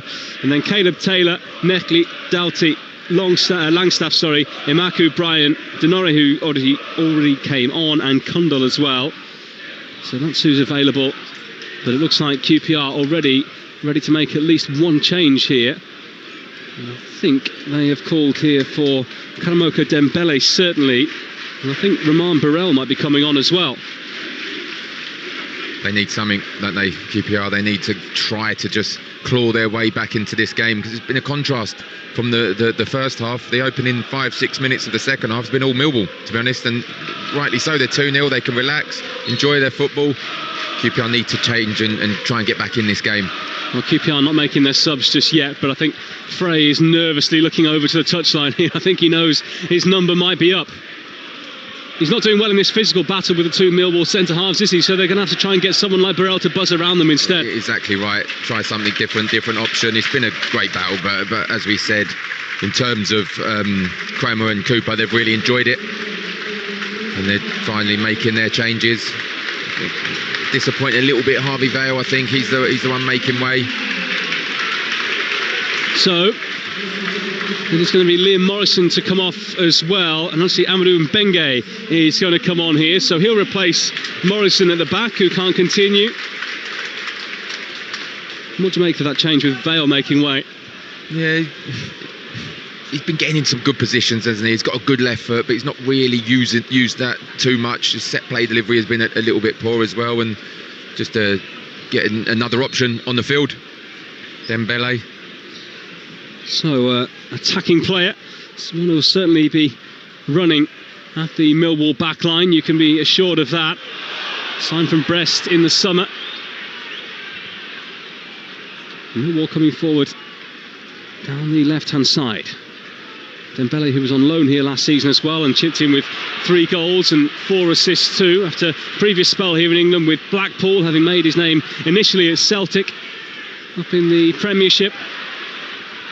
Coming forward here, Norrington Davies, he bought that foul, didn't he, because he knocked it past his man, and actually the referee with an incredible spot, I think. I don't know whether the 4th official helped him out there, but booked for simulation, and for me that was the right call. 100%. We both said no straight away because we thought he'd given the free kick. And it definitely wasn't. He thought he was, to be fair to Norrington Davies, I think he thought he was going to get a bit of a clattering, so he dived over, but at the same time Leonard just pulled out. I don't know, maybe harsh to book him, because I don't think he dived. I think he thought he was going to get clattered, but he ended up not and got a yellow card for simulation. 3rd of the season for Norrington Davies on his return today. Missed the game against Bristol City 2 weeks ago. There's a throw in here to QPR on the left, which is taken down the line by Smith. Frey trying to get there, and even though he had a 3 or 4 yard head start there on Cooper, he was still beaten to the ball. Ball into Ivanovic here, who nearly makes it stick for his side, but given away, and now down the right hand side to run here for Dunn. Ballo there with him. He's absolutely tiny compared to Dunn in height and overall stature. Dunn back into his own half, and Mbengue with a long one away, was signed on a free from Reading in the summer. QPR back here with Dunn, midway inside the Millwall half, trying to go on the outside here, then goes down after a challenge by Ballo. Free kick, and it might be a yellow card for him as well, I think. Indeed, he goes into the book. Yeah, he's got that right as well. He's got that right, the referee. Tiano Ballo bringing down Dunn. He's doing well down the right hand side, Dunn, for QPR. He drew the foul, didn't he, from Ballo, and Ballo fell for it. Goal back for Bromley at the Abbey. It's now Cambridge United 2, Bromley 1. Michael Cheek, goal scorer supreme, with a goal back for the South Londoners 5 minutes into the second half. Come on, you R's, is the cry all around us here. There'll be a right wing free kick here for the home side to be taken by Dembele. Just about in line with the edge of the penalty area, a yard in from the touchline. Dembele swings it in, better delivery this time, double punch away by Crocombe. Back in again, held high by Smith towards Frey, who didn't rise for it. Cooper did and nods out. A bit of shirt pulling going on. Denore helps it high into the QPR half, where Mbengue nods it back. Now taken down by Leonard, and his looping ball forward, headed away by Smith this time. Now Kone on the left wing. QPR will be hoping to see a bit more from him in the second half. He's playing amateur football here in London after he initially came to the country to play in the Homeless World Cup. It's an amazing story that he's had in the last couple of years, and a goal-filled campaign at Wickham last year, 18 goals.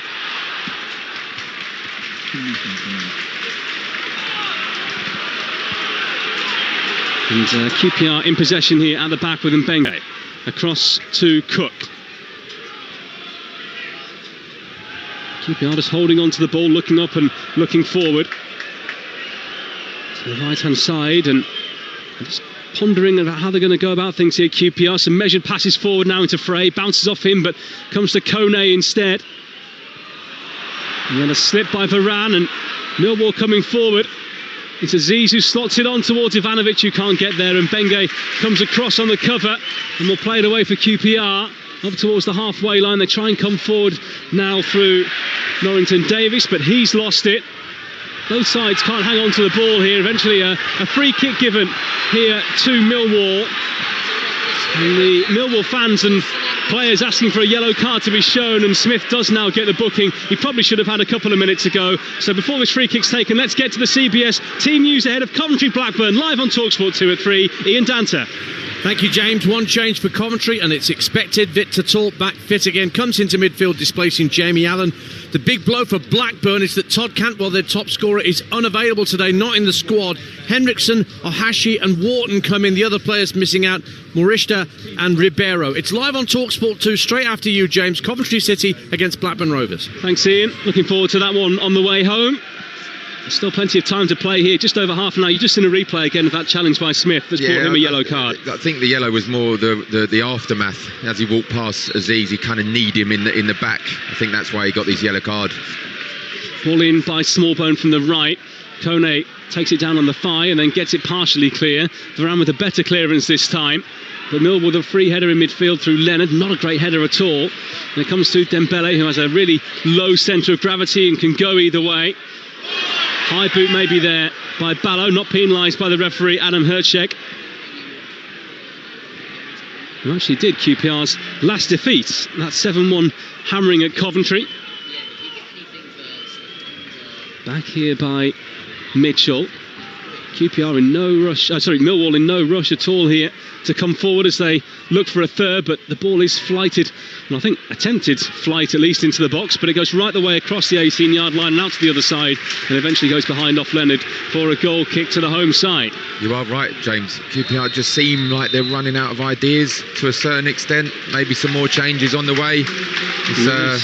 It's been difficult second half for QPR. Millwall defending really well and actually controlling the match. Well, there was a proud moment for substitute Koki Saito, who made his Japan debut against Paraguay last Friday. And he's going to come on here for QPR. He has done plenty of travelling. And Roman Burrell does now come on as well. He was away with Jamaica for their games against Curaçao and Bermuda. And Smith has come off here. Haven't been quite a big threat for them in the first half, but didn't they maybe worried his discipline might get the better of him here, or just a change that probably would have been made anyway? Yeah, I think it was just a change that would have been made anyway. I think when you're losing, you need to bring on these attacking players, attacking threats. I think Dembele's already come on, made a bit of a difference, so I think Stefan will be expecting his other sub to make a difference as well. Burrell. His hair waving up and down as he brings it forward. Out to Norrington Davis. Nice touch on the left. He can put the ball in as well. Blocked by Aziz. Saito.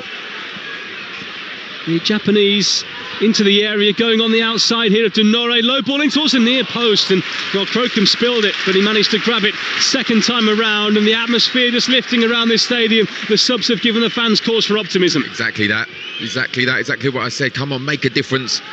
Saito straight away getting the ball, attacking his defender, going down the outside, playing a good delivery into the box.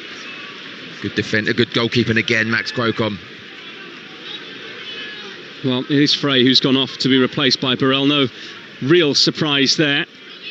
Burrell, a summer acquisition from Burton after 11 goals for the Brewers last season, but has scored just once for QPR so far this term, and not here. It was away in the 3-1 win up at Wrexham in mid-September. Smallbone bumped off the ball here by Varane. It's out of play. It's a throw to the away side in line with the edge of the penalty area on the right here. They just need that third goal, don't they, to wrap things up. But as long as it's 2-0, it's not quite over. Yudin Stefan in conversation down in front of us here in the technical area, speaking to Alou Diarra, who is his assistant coach. They've got a long throw to defend here, in by Leonard on the right, well headed away at the back there by Cook. Denore, Sturge in a central position, but hangs one up towards Aziz inside the area. I think it hit the head there of the defender Norrington Davis and has gone behind for a corner, but at close quarters it looked like it could have hit anything. Yeah, I think the Millwall supporters behind the goal was claiming for a handball. We're lucky to take another look at that. No, you're right. Off his mush. Great spot, James. Shepherd's Great Bush. spot. It came right off his face there, no wrongdoing. Might be a painful one for him. He's marking Ryan Leonard from this corner, which will be taken on the right-hand side in front of the travelling Millwall fans. In it comes now, just too high for Kramer. Back up to Mitchell on the edge. Ballo keeps it moving back to the right into the path of Will Smallbone on his left side, puts a high ball in. Goalkeeper thought about coming but didn't need to in the end as it drifts behind and out of play for a goal kick. Just need something soon, don't they, QPR? Very comfortable for Millwall at the moment. They're the ones that looks a threat for the third goal. Kind of running out of ideas, so they've made their substitutions. Saito, Dembele, Burrell. Can they make a difference? Can they get his team back in it? Sturge rises for the header. It's out of play though. It's a throw in here for QPR, who just need to emphasise that point, having made those positive changes, and try and get that goal back as quickly as possible. Done with a looping throw forward. Ballo with a hook clearance towards Ivanovic, who got his goal today after a drought at the start of this season. So a throw in here on the halfway line that'll be taken by Zach Sturge. We'll probably have an overall reputation as a team for being quite a conservative side, but the stats say that 43% of their passes in the Championship this season have been forward passes. Only Charlton have higher. And might account for a few long balls in the mix as well, I'm sure. Yeah, absolutely. But they certainly loaded onto you, that's for sure. And one of their goals came about through that today. Aziz giving them the lead after 36 minutes. QPR coming forward here. Dembele looking for Burrell, but it's topped back by Cooper, and Burrell flagged offside anyway. You can already see a difference though in the forward play. Saito comes straight on, didn't he? Attacked his defender. Burrell's trying to get him behind. Dembele's coming off the right wing to get him behind Richard Kone and Burrell. You can always see a difference. They just need to get something soon to get back in the match. They've lost height and stature. You know, Vale not the biggest, but you look at the height they've got out there now. Saito and Dembele not the biggest at all, and Burrell not particularly big either, certainly in comparison to Kone, who he's playing alongside. But you know, if they can have the pace and the quick feet to get in behind that Millwall defence, then they might be back in business. Yeah, that's right. What they've lost in height, they've gained in trickery and speed as well, but they need to utilise that. And at the moment, it's relatively comfortable for Millwall. More goals. Peterborough leading at the Pirelli against Burton. Archie Collins with the goal there. Rob Street has given Lincoln the lead against Stevenage. And Will Sutton has just been shown a red card sent off for Oldham in their game this lunchtime as well against Salford. In the other games in the Championship at the moment, Oxford still beating Derby by a goal to nil. 1-0 they lead there, and it's goalless as well in the game at St Mary's. About 7 or 8 minutes ahead of us here. It is Southampton 0, Swansea 0. QPR nodding forward through Dunn. Dembele. Well, he had the ball at his feet there, but decides to hoof it into the air instead towards Kone, who didn't really want to have to deal with that. And Kramer goes back to his goalkeeper, Crocombe. He gets it out of his feet, and on his left side plays a good enough high ball forward. Sturge couldn't get there in time. Mitchell did then. And then it drops out of play as Ballo couldn't keep it the right side of the line. QPR in possession. Just looking at the stats in this second half so far, there hasn't been a single shot for either team. Not of the game in the middle third of the field, but Burrell trying to come forward and change that here for QPR. Dembele just playing off the front at the moment. Can't hold on to it, away by Leonard. Norrington Davis down the line. Saito out from the left corner of the penalty area. Comes back out to Varane, the Martinique international. Still Forest 0, Chelsea 2, live on Talksport. Here on Talksport 2, it's QPR 0, Millwall 2 in the Championship, and we've played exactly half of the second half. It's the Millwall fans you can hear as QPR come forward. Saito down the left wing. He goes back one into Norrington Davis. Saito again. Norrington Davis. They can't find the room for the cross here, QPR. And eventually it goes behind. It's a corner to the home side. And a chance to deliver at pace. Yeah, chance to deliver, maybe get a shot at goal. I mean, Alex Neil will be delighted with that stat you just said. No shots on goal yet this second half. Exactly what I said. He can see out the first 15, 20 minutes. You've got a real chance to see out the match. The Talksport app is telling me that the Salford City game has been stopped by a Gary Neville protest. More on that as we get it. It is a QPR corner that has gone out on the other side, flicked behind again. Another flag kick from the right this time. Millwall pulling everyone back to defend. Can QPR reduce the deficit here by half? They trail by 2. Low ball in towards the near post. It bounces off the shins of Saito. Chance here to fire in from a tight angle by Dembele. It eventually goes into the arms there of Crocombe, but didn't look totally convincing. That count as a shot, Dembele? I'm not Deflected sure. Up. Not sure either. But limited attempts in this second period. Looks like there might be a change coming soon here. Millwall have only made one switch so far, but I think it's going to be a change here for QPR. Is that Sam Field being spoken to down there? I think it possibly might be. We'll see in a second. 69 gone, QPR 0, Millwall 2.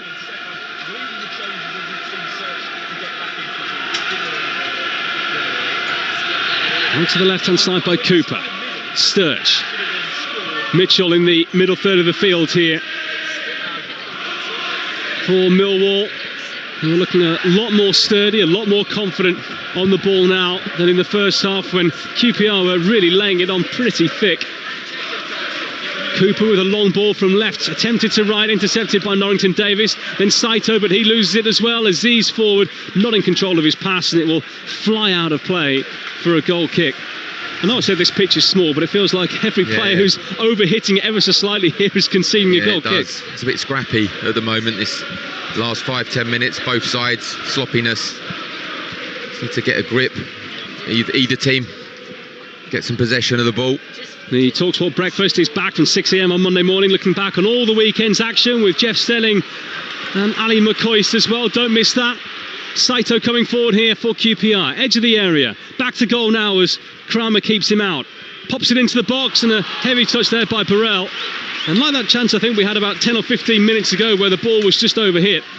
And Burrell would have been in there for QPR had it not been for a poor touch. He would have as well. He was onside. I looked at the assistant referee's flag stayed down. Just got his touch all wrong. Saito once again though causing problems. Him and Dembele have come on really impressed at the moment. Cook. Not quite as action-packed in this second half as we had in the first here. QPR set to lose their unbeaten record here at home. They've got 2 away games to come next up. There's a full match round this coming midweek. They go to Swansea on Wednesday, then back on their travels to Derby on Saturday, not giving them too much time for a turnaround. Now this change for QPR, it's actually going to be Kieran Morgan to come on here, the England under-20 international, only 19, and he is going to replace Varane in the middle. What do you think the thinking might be there? Bit of freshness, bit of excitement, fearlessness maybe. Come on, can you get yourself a goal? Can you create in the midfield? Let's see. The teenager is in.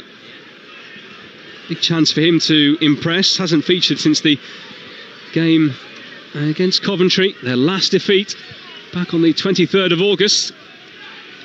Long high ball towards Dunn on the right here, but really good header against him there by Sturge.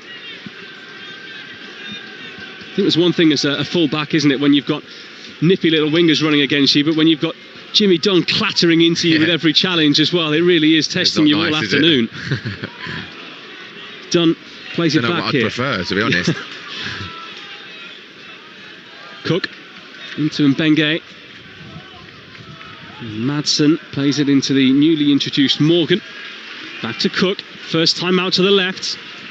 Into Norrington Davis. Saito just inside of him, but Norrington Davis fancied it himself. He's in a battle though with Aziz, and Aziz pops it out of play. It's a throw into QPR. Or so we think. View slightly obscured from here. Saito seems to be pushed to the ground there by Aziz, but the referee says there was no harm done. And Mbenge races after it and plays it all the way back to his goalkeeper, Nardi. First time ball out into defence, and Cook. The seconds ticking on here. Probably about 20 to go, including added time.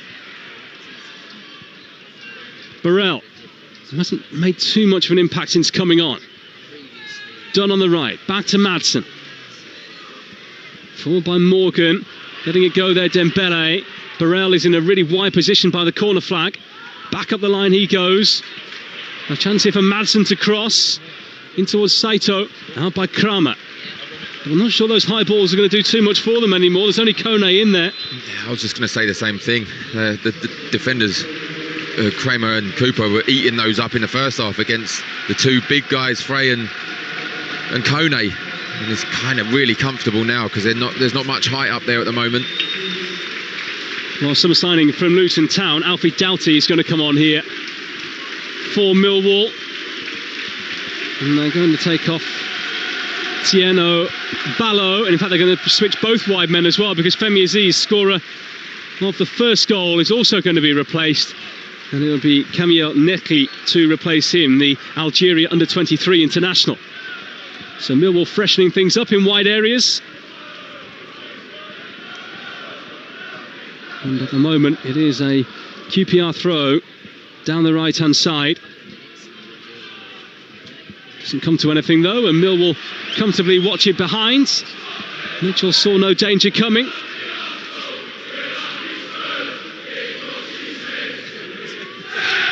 Well, there wasn't really any QPR storm at the start of the second half, was there? Millwall didn't really have to weather that, and they've only had moments of threatening attacking play since then. It certainly hasn't been sustained like it was in the first half. Yeah, for sure. I expected a little bit more from QPR in the first 10 minutes, really come out fast. They didn't quite do that, and they've kind of run out of ideas, as I said, and it's been easy this second half for Millwall, to be honest. The ball is out of play. It's a QPR throw. Millwall struggling to get out of their own half at the moment. Well, lots of fans running on the field at Salford protesting against Gary Neville. I'm just seeing a replay of what was going on there now, and the game stopped. Fans sprinting on with St George's flags and throwing stuff all over the field as well. Referee with a serious incident to deal with there up in Manchester. Here, QPR coming forward. Norrington Davis into the box, tries to get the shot away, but it was well blocked there by Nekli, who's just come on.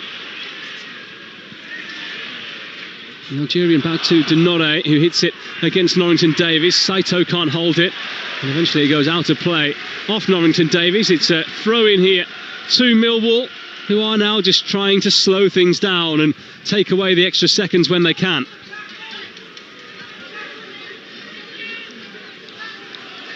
The win firmly in their grasp here at the moment. A third would make it safe, but it might already be done at 2. Forward by Leonard. Hacks it on the outside of his right boot. Forward and long, and Cook. Does he watch it go? Did it go behind off him? The assistant thinks he watched it go, and it's a goal kick to QPR already taken. I think Cook was thinking different, to be honest. You can always tell by the reaction of the players. Straight away pointing at saying it's a goal kick. Yeah, and raced after another ball to get it back in play. Nothing like a bit of psychology and kidology. QPR coming forward. It's Morgan, formerly of Spurs, came through the academy in North London. Long high ball by Madsen to the right-hand side. Dembele, edge of the area here, running at Doughty. Dembele scoops it into the middle towards Burrell. Well defended there by Leonard, who then comes out to challenge the effort from way out there by Morgan. It's deflected behind off him. It's a corner to QPR. They could do with the fans doing their bit here as well, couldn't they? They just need that extra something. I was going to say it's gone a bit flat, hasn't it? I think they're frustrated. They've not really shown up apart from the first half an hour, but in that they only had the one shot, didn't they, on target? I think there's an element of frustration around Loftus Road. So a left wing corner here for QPR. In it comes now. Can they convert from close range? I think it might have been hit off his own man there by Jimmy Dunn. It's gone behind off a defender eventually. Corner on the other side. It's a great block. If it's blocked from a Millwall player, it's a great block. It's landed on his left foot in the 6-yard box. There's a lot of bodies around It might be Cooper. Either way, corner QPR from the right this time. Dembele in towards the near post. And Cook, trying to get the flick on, but it was blocked. Back out to Mbenge near the halfway line. Puts Mitchell on his backside, then crosses, flick header, but it was from near the edge of the box there by Cook. And having scored twice against Millwall in the past in his Bournemouth days, couldn't repeat the feat here. He's done well, Mbenge, since coming on. Ivanovic has not been a threat at all. He's clearing everything up. He's got a lot of pace when he's defending, and good driving run forward there to deliver. Well, the substitute is going to be substituted here on his comeback from injury. Casper Denore is going to come off, and Luke Cundle will come on here, who netted the last time the two sides met at the Den back in February, and what was his debut for the club. All 3 goals in that encounter coming in the first 25 minutes. And Cundle, formerly of Wolves, dropping down to the Championship to get regular football, comes on here. And now what? Ivanovic being told to get off the field because his number is now up. And Macaulay Langstaff will come on for him. What do you think of Ivanovic today? He's got his goal. He'll take them any which way they come, given his recent run. I think he's worked hard. He is a physical presence, but not really, isn't he? He's big, he's got a stature, but he doesn't really put himself about too much. Got his goal, as I said, probably the easiest goal he'll score this season. Yeah, I've been impressed. He is rated at international level, has already been involved with Serbia, but predominantly with the under-21 squad in Belgrade. Forward here by Mitchell, looking for the run of Langstaff, who had those goal-filled seasons when he was on the books of Notts County, but just 1 goal he managed last season after 28, 42 and 28 in the seasons before that. Hasn't started a game for the club since the end of January. Having to make do with substitute appearances. A foul here on Norrington Davis by Cundle, who's just come on. We've got 10 minutes left. We played 80 minutes here at Loftus Road. QPR 0, Millwall 2 here live on Talksport 2. Talksport, your home of the EFL all season long. And we've got more games to come for you later this afternoon as well. We are elsewhere at 3 o'clock. Coventry against Blackburn with Ian Danter and Perry Groves, your commentary team for that one. And then tonight as well, Joe Shedden and Mark Albrighton at the King Power in the East Midlands for Leicester City against Portsmouth. Tone backing in here, holding it for QPR well. Low ball in by Dembele. And it goes by Smallbone. On the right this time, a chance for Madsen to put it in, but it's a low ball into the box there. Dembele shoots, blocked in front of the goalkeeper by Kramer. Still there, Saito goes down. Referee has a look, no penalty.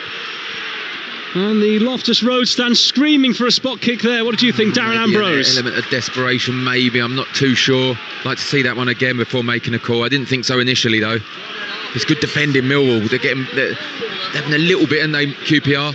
It's good blocks going on. Saito back to goal again. Goes down a little bit too easily this time. The Japanese. Chelsea 3 up now at Forest. It's certainly 3 points in the bag for Enzo Maresca's side. Reece James grabbing the third there. 6 minutes from time. The remainder of that game live over on Talksport right now. Dembele down the right here for QPR, looking for a foothold in this game. Dembele twists one way, then the other against Cooper. Dembele back onto his left. Madsen edge of the area, low ball in. Comes back out here to Norrington Davis, who takes it on the chest. And Millwall clear. But it's the same pattern over and over again now, isn't it? Millwall clear, QPR back in possession, work it wide, and can't come up with the quality. Absolutely. There's nothing real goalmouth threats. There's blocks going in, a few penalty appeals, which for me are not penalties. But it's nearly that point of now or never if they're going to get anything out of this match, QPR. Remember, you can join Adrian Durham for Around the Grounds this afternoon. He's based at the game at the Etihad between Manchester City and Everton, but plenty of 3 o'clock kickoffs in the Premier League today. Brighton, Newcastle, Burnley, Leeds, Palace, Bournemouth and Sunderland, Wolves as well. Wolves still hoping for a first win of the season. Fulham Arsenal is the 5:30 kickoff today. We'll have updates of that as well in the game day phone-in later this evening. Oh, nice ball to Kone on the right here. Burrell in the middle. He can go himself here. Kone! Over the bar it goes. And that may be just a sign of where the points are headed this afternoon. Selfish there from Kone, who has a great goal record, but really had to lay it off there to someone else. Yeah, there was 3 or 4 different options, weren't there? I think his eyes lit up when he got played through, cutting on his left foot, and wayward shot high and wide when there's probably 3 players in the area looking for the pass. And then looking around, there's a few supporters leaving the ground now. Maybe they think that's their last real opportunity to get anything out of this. Well, the Millwall fans goading them out of the stadium as well in that part of the ground over on the far side as we look across beneath the TV studio that's there. But the home fans have seen enough and are leaving in their droves now. But there is still well over 10 minutes to go here. And Benge, square here to Cook. QPR just outside their own penalty area at the moment. Norrington Davis up the line into Saito. Ball curling forward. Madsen tries to take it down, and now Kundal eventually does for Millwall instead. Mitchell looking up, looking forward, looking for someone to play the ball to, and this is just about as much possession as Millwall have had probably in the last 10 or 15 minutes.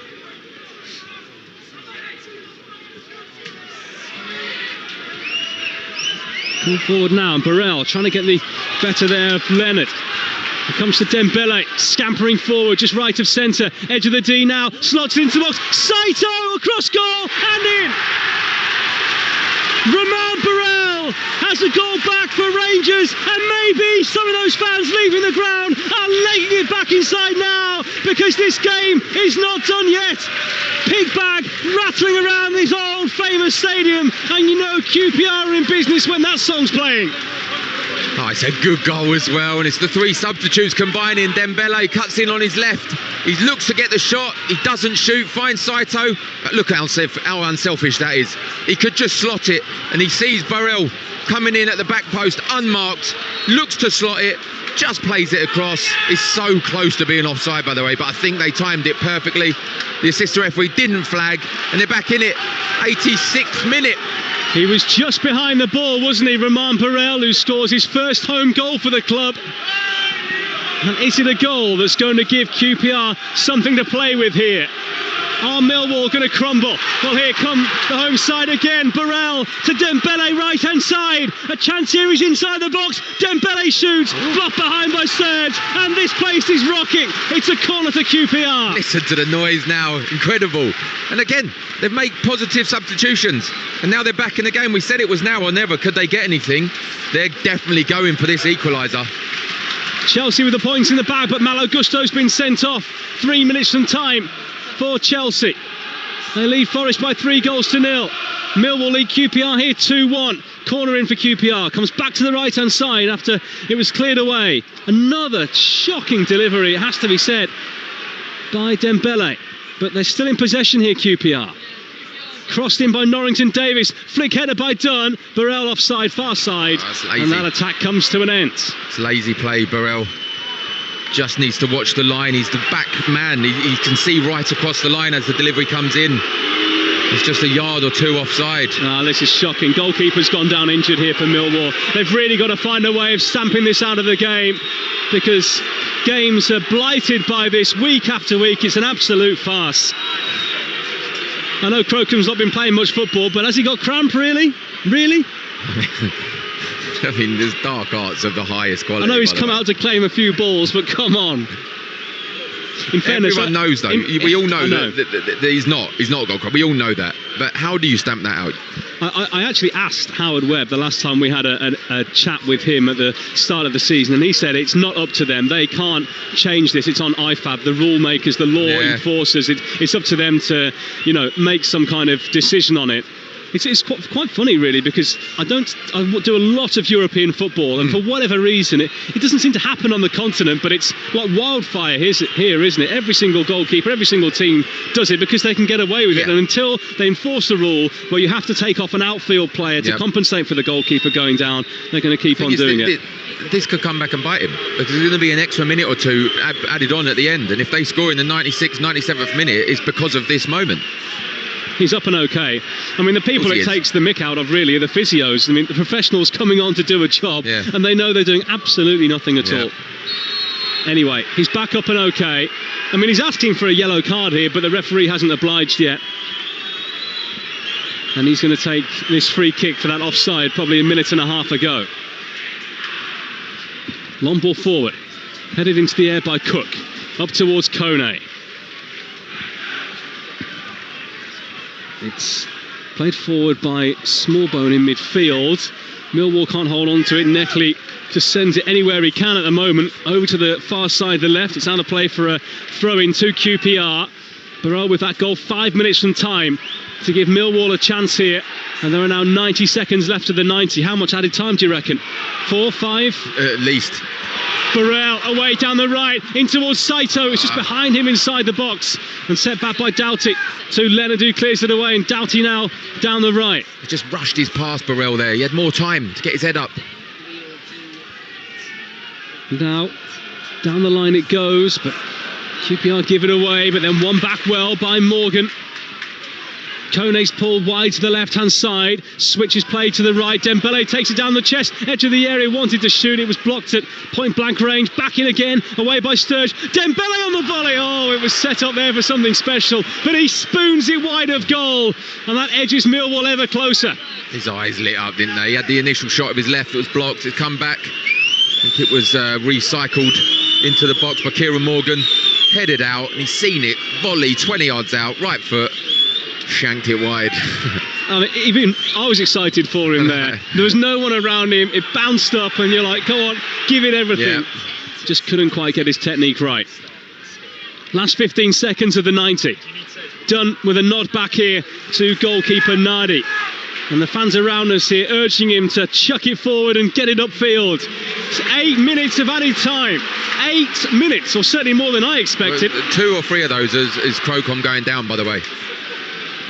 Because said it could come back to haunt him. Millwall haven't had a single shot since half-time. It's QPR doing all the pressing, now searching for an equaliser. Kone down the right in towards the near post. Lashed it really, rather than wrapping his boot around it or standing it up for someone in the middle. And Crocombe has it in his hands. Yeah, nearly caught him off guard, Crocombe, didn't it? Nearly ended up into his near post, but he's done well today.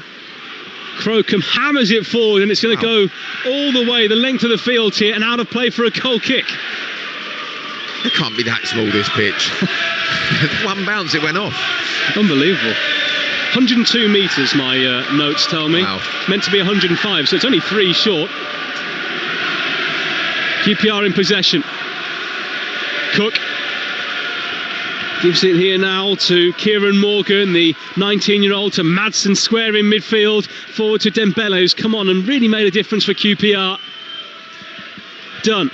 Surprised they haven't thrown him forward yet. There's really no focal point to QPR's attack anymore because everyone's back behind the ball. Cook to the left-hand side. Norrington Davies back to Cook. Dunn has joined the attack now. Cook bends it towards Dunn, but curling towards the goalkeeper, and Crocombe dives on it. He's done well. He really has. When called upon, he's done exactly what they want him to. Good saves, collecting it, taking pressure off for his team, even with a bad hamstring. And Crocombe sends it forward, and Benge nods it back towards his own goal line. Manages to hold on to it somehow. He's lost it now. He's had a handball over there. The referee has given the home side a free kick, and it's already been taken. Back to Nardi. And this is going to be a nervy final 6 minutes to go here. We've played 2 of the 8 added on. And it's Madsen for QPR. Dembele in a pocket of space manages to come forward into Kone. 10 yards outside the penalty area. Down the line now into Saito. He can look back up the line and across here from Madsen, high towards the far post. Was there a handball there? Across goal and over the top by Burrell, right right in front of goal on the 6-yard line, buries his head in his hands. He knows that might have been the chance to get a point. Oh, it was a chance. Jimmy Dunn come flying in for the header, didn't he? It ended up on Burrell's head. Just, I think, a little bit too high. He's tried to flick it. It's good defending behind him. Maybe Leonard behind him, just to put him off. But there's still time. There's still time. There's 5 minutes to go. Well, there's time. There's a chance. Long ball forward by Crocombe from the goal kick off the floor. And Benga goes up for the header, but it's won by substitute Langstaff. Down to the right-hand side it goes with Doughty, who holds it by the corner flag here for Millwall. And it's gone behind for a corner. He actually knocked it behind off Norrington Davis.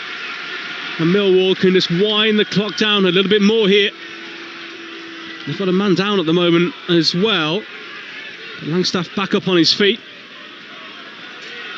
I think he was telling the referee there that he was clattered into from behind. Yeah, he's complaining about something, saying he's been hit on the back of his head. QPR not happy that this corner's not been taken quickly, but short it goes now into Doughty, who instead of trying to shield it just keeps knocking it off players who come towards him. I mean, it's a long time to see this out in the corner. 4.5 minutes to go. Yeah, we played 93.5 minutes. 8 minutes were added. QPR have led 2-0 for much of this game, but Burrell netting a few minutes from time to give the home side hope. Doughty sliding in, blocks the ball really well down the line from Netley. Holding it by the corner flag now is Kundal. You can barely see what's happening down there for the fans standing up in front of us, but shielding it Millwall are, and eventually they've won a free kick right in the corner.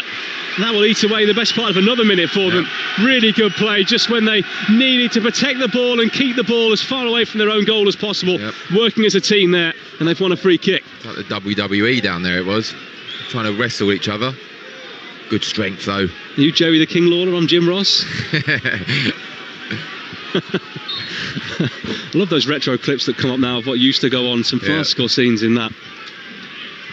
They've got it again here as this free kick's taken short, but the flag is up here for offside. Free kick QPR, which Norrington Davis tries to take quickly. There's going to be a yellow card here, and Doughty goes into the book. I mean, he barely was given time to move away there at all. It was hammered into him, and he is booked. I think that's what he was saying to the ref.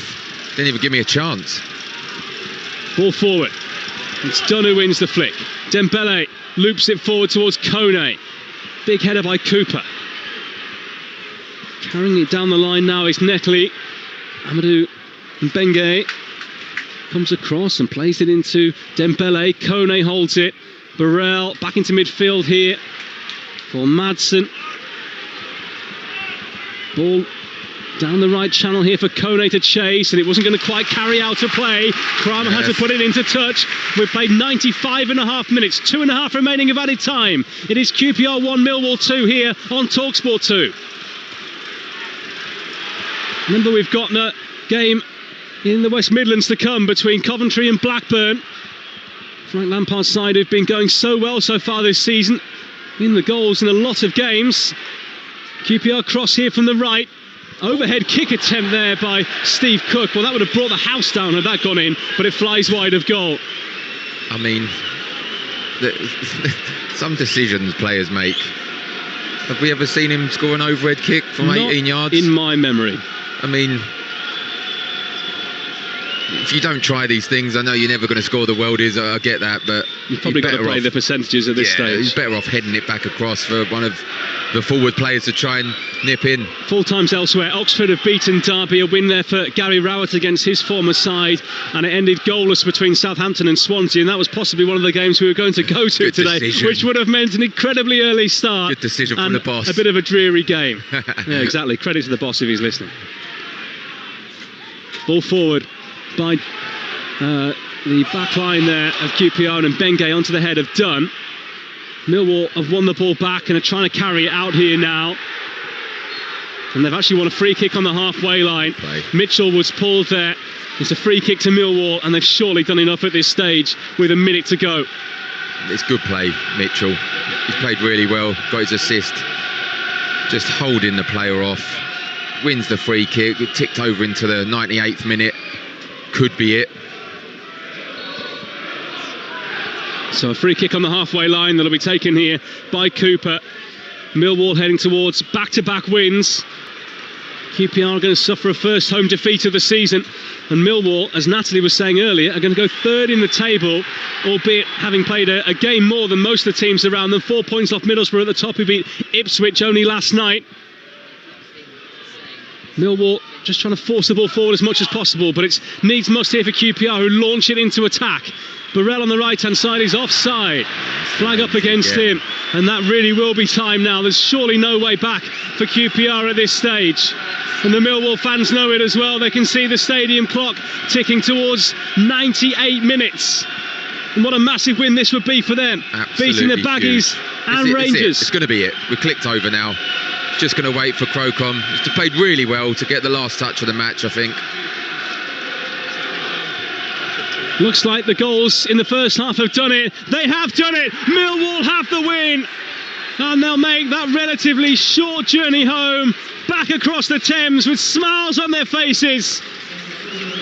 QPR only have themselves to blame, really, dominating for so much of this game, but just couldn't make it count when they got into positions of real threat. Aziz and Ivanovic at the end of the first half for Millwall, and despite the fact the hosts got that goal back 5 minutes from time through Romain Burrell, it is the Lions who hold on here at Loftus Road to get a valuable 3 points in this All-London affair. Wasn't pretty, was it? Weren't pretty, but they got the job done. Back-to-back wins now for Millwall. And I said they're the dark horses really this year, for me, this season, to get the top six.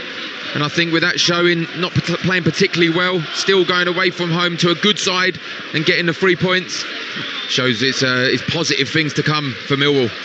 There we go then. Part one of the trilogy of EFL Championship action on Talksport 2, done and dusted today. It's finished here at Loftus Road in a victory for the visitors, who keep their away unbeaten record as QPR's home unbeaten record is battered. It's finished here at Loftus Road. QPR 1, Millwall 2.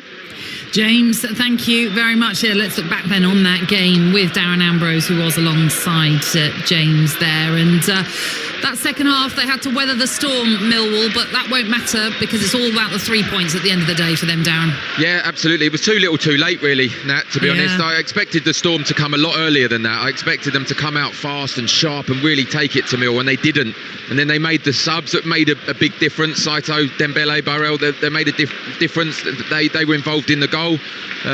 But yeah, it was too little too late. But I have to say Millwall defended extremely well, and like I just said there, without playing particularly well, they've gone away to a good side and got the 3 points to take back.